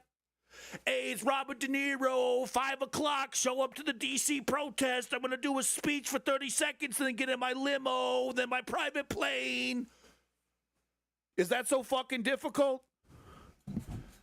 Right? And it's like, he knows. Look, he knows. I'm going to show you. He knows how bad the situation is. So where the fuck you at? You got time, clout, money. Where's your excuse? It's about right and wrong, period. Oh, okay, the guy's a monster. Pretty dire It's beyond situation. wrong. It's almost like he wants to do the most horrible things that he can think of in order to get a rise out of us. I don't know what it is, but he's been doing it, and it's scary. Yeah, it's so scary. It might even motivate some of us to, use our incredible wealth and clout to fight against it. Or, do some fancy pants little media interview, then it's off to vacation. I got 6 more vacations to get to. I got women the age of my daughter I got to go have sex with in my 80s. I'm Robert De Niro. What can I say? The best you're going to get from me is a little puffy media interview for a couple minutes. That's about the best I can do. Enough is enough. Okay, it's not enough to get in front of the camera, say a couple nice words, and then go back to your opulent fucking life. Okay? It's not enough. Different idea what is efficient communication in such a context? I just want the guy to do like celebrity, free celebrity events at activist, fucking get-togethers. You know what I mean? Like, oh, we're doing a march today over here. Celebrity Robert De Niro said he's going to show up and do a speech. Like, I'm not even asking for like, Robert De Niro to be holding up a flag and marching down the streets. I would prefer that. But it's just like bare minimum shit, and he could afford a tour bus. He could afford a private jet. You know what I mean? All the luxuries, I saw a guy in MAGA hat eating at Taco John's. Boo! Just point at him and go boo, with no context. So this was a nice link given to me by who gave this to me. If someone's in the chat, they remember giving this to me. But thank you to the person who gave this to me in the Discord. Unexpected nation overtakes China, the United States, as world leader in research and development spending with stunning global impact. So what are they talking about? It takes like 2 paragraphs to get to the answer. It's Asia. Asia has emerged as the most dynamic region in terms of R&D investment, accounting for 46% of global expenditures. It is followed by North America at 29% and Europe at 21%. So why does this matter? The innovations in solar, innovations in electric vehicles, innovation in power generation in general, innovation in biotech, vaccines and medicine, etc., robotics, etc., AI, etc., etc., etc. Asia, is going to be number one in all this stuff. They're spending the money on R&D. Meanwhile, conservatives in our nation are busy, putting money in their pockets. Moving on here. This slavery stuff is really trippy. I should have had the 2 slavery things next to each other. Sorry about that. But a White House official said, quote unquote, you can't really talk about slavery honestly unless you also talk about hope and progress, which is just insane. They're trying to say, let's not talk about the reality of slavery because that makes white people uncomfortable. And of course, what does it allow them to do? It allows them to repeat the sins of slavery, right? Because if you don't know your history, you're bound to repeat it. They know these things. These are evil, evil people. Okay? You would only do this if you had the intent of enslaving people. Straight up. That would be your only motivation to do this, which is like, well, I'd like that option on the table. If we got to enslave the blacks, we got to do it. Literally, that's the only reason why you would be doing this kind of, because this is playing the long game. Right? You can't just hop right into slavery, right? You got to kind of build the justification for it, right? And you also need to do what you can to erase the history of it so that it's easier to repeat. So literally, you have to be extremely evil, extremely motivated to employ tactics like this. It's wild, dude. It's wild. Like, slavery's back, y'all. It's back on the menu. We're going to get rid of interracial marriage. We're going to get rid of gay marriage. It's back on the menu. This beach blonde bimbo gonna tell you you're less than human, I don't need to pay you for you to mow my lawn, okay? You should just be happy to exist in my orbit, my beautiful Botox orbit. She's got the Trump look down pat. She's got the fucking fake tan, everything, dude. She's a little Trump, bizarro Trump. Classrooms shouldn't be stages upon which teachers can It was never true. It was never true. It's not true now. It was never true. They cherry-picked a couple examples from incredibly liberal cities of, incredibly liberal teachers where no one had a problem. Like, they didn't even have a problem with the guy with comical tits. Okay, incredibly isolated problem. Not even a problem. Incredibly isolated incidences of extremely liberal teachers teaching children about sex, not teaching them to be a certain sex, but teaching them that sex exists in various forms. Total lies used, and like what have we seen? Right, LGBTQ people, targeted. Like, once again, right out of Germany, dude. Those were some of the first people to go. The cross-dressers, right? Gay folks. They were easy. Oh, they make normal society uncomfortable. Easy to scoop them up. Laying down the foundation.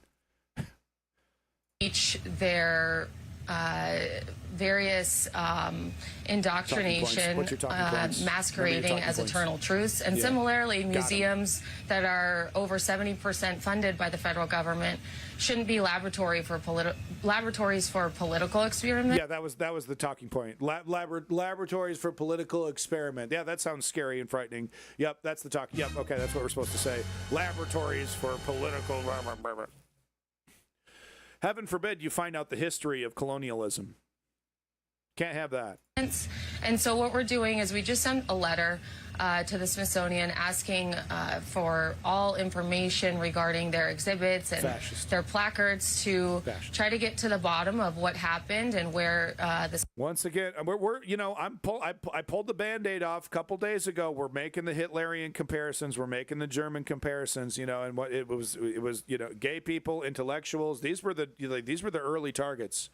Because these were the people that were, that were smart enough to initially, or in the case of gay people, their existence, them existing, was considered, detrimental to this fascist movement, and they're targeted early. Fascists are incredibly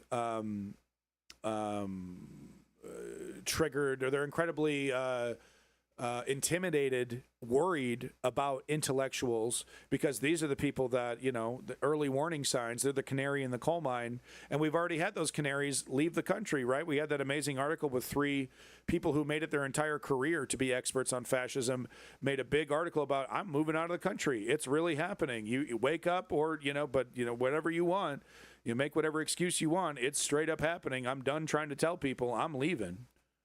Smithsonian went wrong, and try to make the Smithsonian amazing and great and live up to what the president wants the Smithsonian and DC to be. It's the capital of our city, and we need to make it amazing and great and beautiful. Wow, you nailed that one. Wow. Making that paycheck. I'm not going to do another minute of this. This fucking Nazi bimbo over here. Gonna make it amazing. It's gonna be great. Make it amazing. Fair for Donald Trump. That's what's important. Paycheck. Paycheck McBobtox over here. Can't even. And she's like bad at her job. She can't even get her fucking talking points, memorized. What a fucking useless hump. I work for a fascist regime. It's fine. Whatever. Gotta get my nut. I don't have time to read this, but Supreme Court once again laying down shadow docket decisions that are horrifying, absolutely horrifying. Real quick, read the first bit of it here. Just bust out my magic paywall remover device. My Brain Hurts by Ian Millhiser. I'm not sure who that is. Millie Hiser, senior correspondent at Vox. Late Thursday afternoon, the Supreme Court handed down an incomprehensible order concerning the Trump administration's decision to cancel numerous public health grants. The array of 6 opinions in National Institute of Health v. American Public Health Association is so labyrinthine that any judge who attempts to parse it risks being devoured by a minotaur. Ooh, get him, boy, get him. As Justice Kendachi Brown, damn it, as Justice Brown Jackson writes in a partial dissent, the decision is Calvin Ball jurisprudence, which happens to be designed to ensure that the administration always wins. If you don't know what Calvin Ball is, it's a reference to Calvin and Hobbes. They played a game called Calvin Ball, and it's just, how kids play. They're playing a game, then on the spot, they change the rules, and usually the person who's changing the rules is changing the rules in their favor. So clever use, and we're seeing Calvin Ball. Hey, is this part of the dictionary? Can we get this in here? Can we delete Skibbity and maybe put Calvin Ball in there? Hey, I taught somebody something. Hell yeah, cool. Seneca didn't know that. But anyway, yeah, just more disgusting bullshit. Let's see, what did they actually do? The case involves thousands of NIH grants that the Trump administration abruptly canceled, which, according to Jackson, involved, quote-unquote, research into suicide risk and prevention, HIV transmission, Alzheimer's, and cardiovascular disease. And once again, I need to point this out to the oligarchy that's encouraging this, to the rich people that, are okay with this. You you have to deal with suicide. You have to deal with HIV. You have to deal with Alzheimer's and cardiovascular disease. These are things that money doesn't shield you from. Why would you want research into these things cut? I don't like these rich people get sick. Rich people want the best of the best when they get sick. I don't even understand. Like I stone cold don't even understand how this helps rich people. I don't get it. And if we're not helping rich people and we're fucking over poor people, are we just evil? Are we just like, people with HIV, fuck them over? You know, like I don't even understand what is the motivation here. Who, you know, like are we nihilists? Is that it? I love the suffering of people. I love to hear the lamentations of their cries. I can't sleep at night unless I hear crying babies. I don't know what the hell's going on here. Germ theory is fake news, but like money doesn't protect you from, doesn't.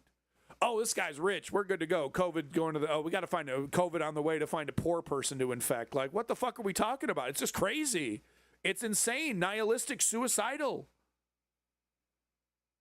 The grants were canceled in response to executive orders prohibiting grants related to DEI, gender identity, or COVID-19. Madness. Madness.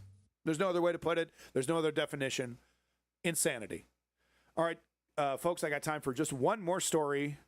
The rest of these will be covered tomorrow. Thank you so much to somebody in the chat. Was it Blue Brother in the chat hooking me up with some? No, I think it was Strategy Member hooking me up with this German info. We got Gaza, BB. Yep, that's a disgusting video. Okay, that's a good one. Yeah, all right, let's end on this one. Oh, come on. Oh, come on. There's a video of Boeing 737's wing about to fall off mid-flight. Here we go. The most censored website. Oh, is deleted by the person who posted it. Okay, then I don't even know what to say about it. Never mind. Moving on. It was a nervous landing for passengers aboard a Delta flight when. So another 737, another Boeing product falling apart mid-flight. Look at this shit. Look at this shit. Where's the audit? Where's the fines? Where's the fees? Nobody's gone to jail. Stock price skyrocketing because they know Boeing is going to be protected by the U.S. government. How many people does this disgustingly corrupt company need to get killed before we give a shit? That's my question. This is madness. Doors flying off. Firmware updates, forcing the pilot to push down on the yoke, killing everybody. Mechanical failures of all different kinds.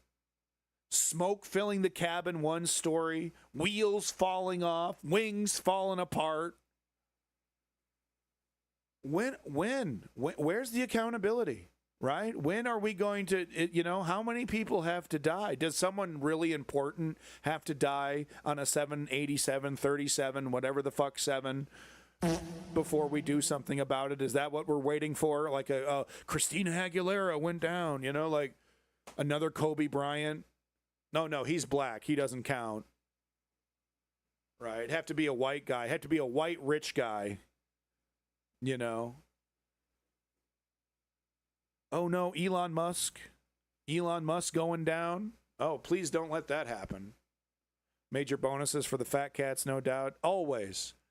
So, I used to have a segment before my other streaming computer took a shit called Boeing Watch, because every week there was a new story about a Boeing plane falling apart in the sky or having a major mechanical failure or getting dozens of people killed. And even now, of course now, but even during Biden's administration, no accountability. Stock price just, like anytime Boeing stock goes down, you should invest because the government is going to protect this company. It's a risk-free investment. No matter what happens, no matter how embarrassing the failures, paper it over. Government's got your back. Military contracts are too intertwined. Like the company is like deeply intertwined in United States politics. It's just disgusting, and they just treat us like trash. They treat us like guinea pigs with their fucking trash airplanes falling apart mid-flight. And every year, what do the airlines do? Every single year, look at the numbers. They cut the amount of money they spend on repairs. They cut the amount of money they spend on experts to do audits. They cut anything that they don't legally have to provide. Cut. Big race to the bottom, stuffing money in their pockets while the airplanes fucking, spin out in the sky. Oh, well, it doesn't happen to the private jets. It's not happening to the private jets, so it's okay. Well, I'll never be in one of those little shit boxes. No, I take a private jet. There's lots of rich people who fly. They fly first class, right? But they get in these little shit boxes. Lots of rich people do. Once again, it's like they think they're somehow going to avoid this.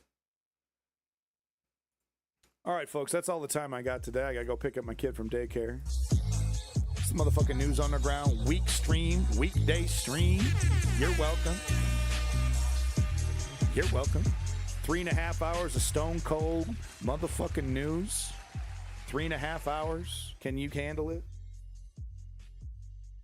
All right, B. Reed. Thanks once again for coming in. I really love to hear your opinions. Realest motherfucker on Twitch, bar none.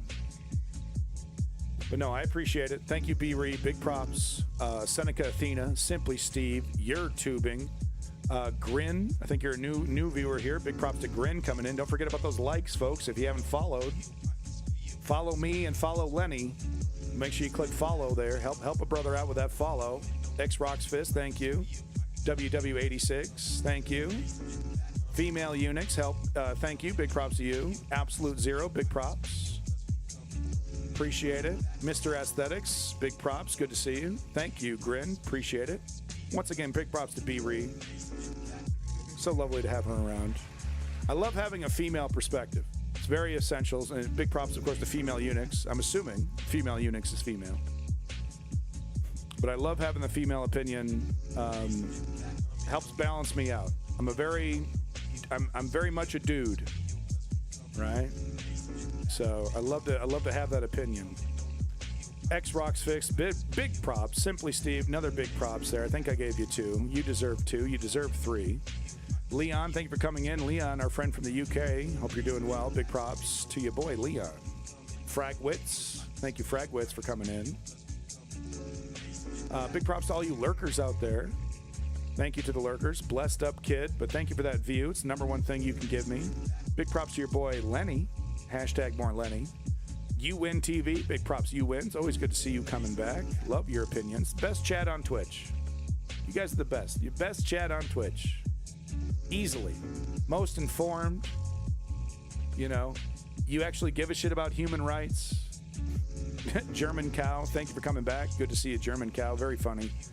Lovely avatar. Profile pic. All right, folks. Let's not forget why we're here. The solution to our problems is real simple.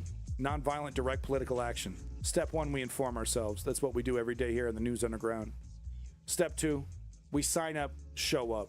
There's an organization that needs your help. Find them. Use the internet. Big list of protests. Okay? I'll hold your hand through the whole process. Step 3, you got to put in the work. The fascists work overtime. They work on the weekends. They don't sleep. Okay? They wake up thinking, how can I fuck everybody else up? They do. Bright and early, brushing teeth. I can't wait to fuck with the world. I can't wait to burn this bitch down. They are enemies of democracy and liberty, and we need to outwork them. We got to show up, we got to put up, or we're going to shut up. They're going to walk all over us, and they'll do it with a big fucking shit-eating grin. Big old grin from Benny Johnson, ear to ear, smiling as he crushes you beneath the tank treads. Let's not forget what we're up against. Peace in that motherfucking Middle East. Glory to the Ukrainian democracy. Take care of yourself. News Underground. Abandon nihilism. Big pop Seneca Athena.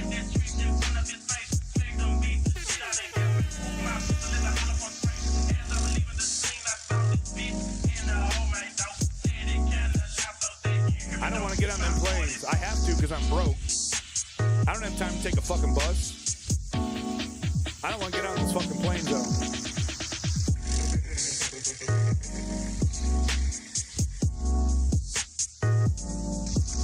in that motherfucking Middle East. We're going to be talking about Gaza tomorrow, so bring your barf bags.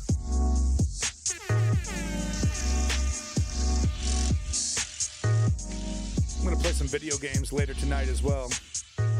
I don't announce the video game streams on Discord, so if you want that bonus content, hit me up. Late in the afternoon, we're going to be playing the world's best video game, Anthem. See you then.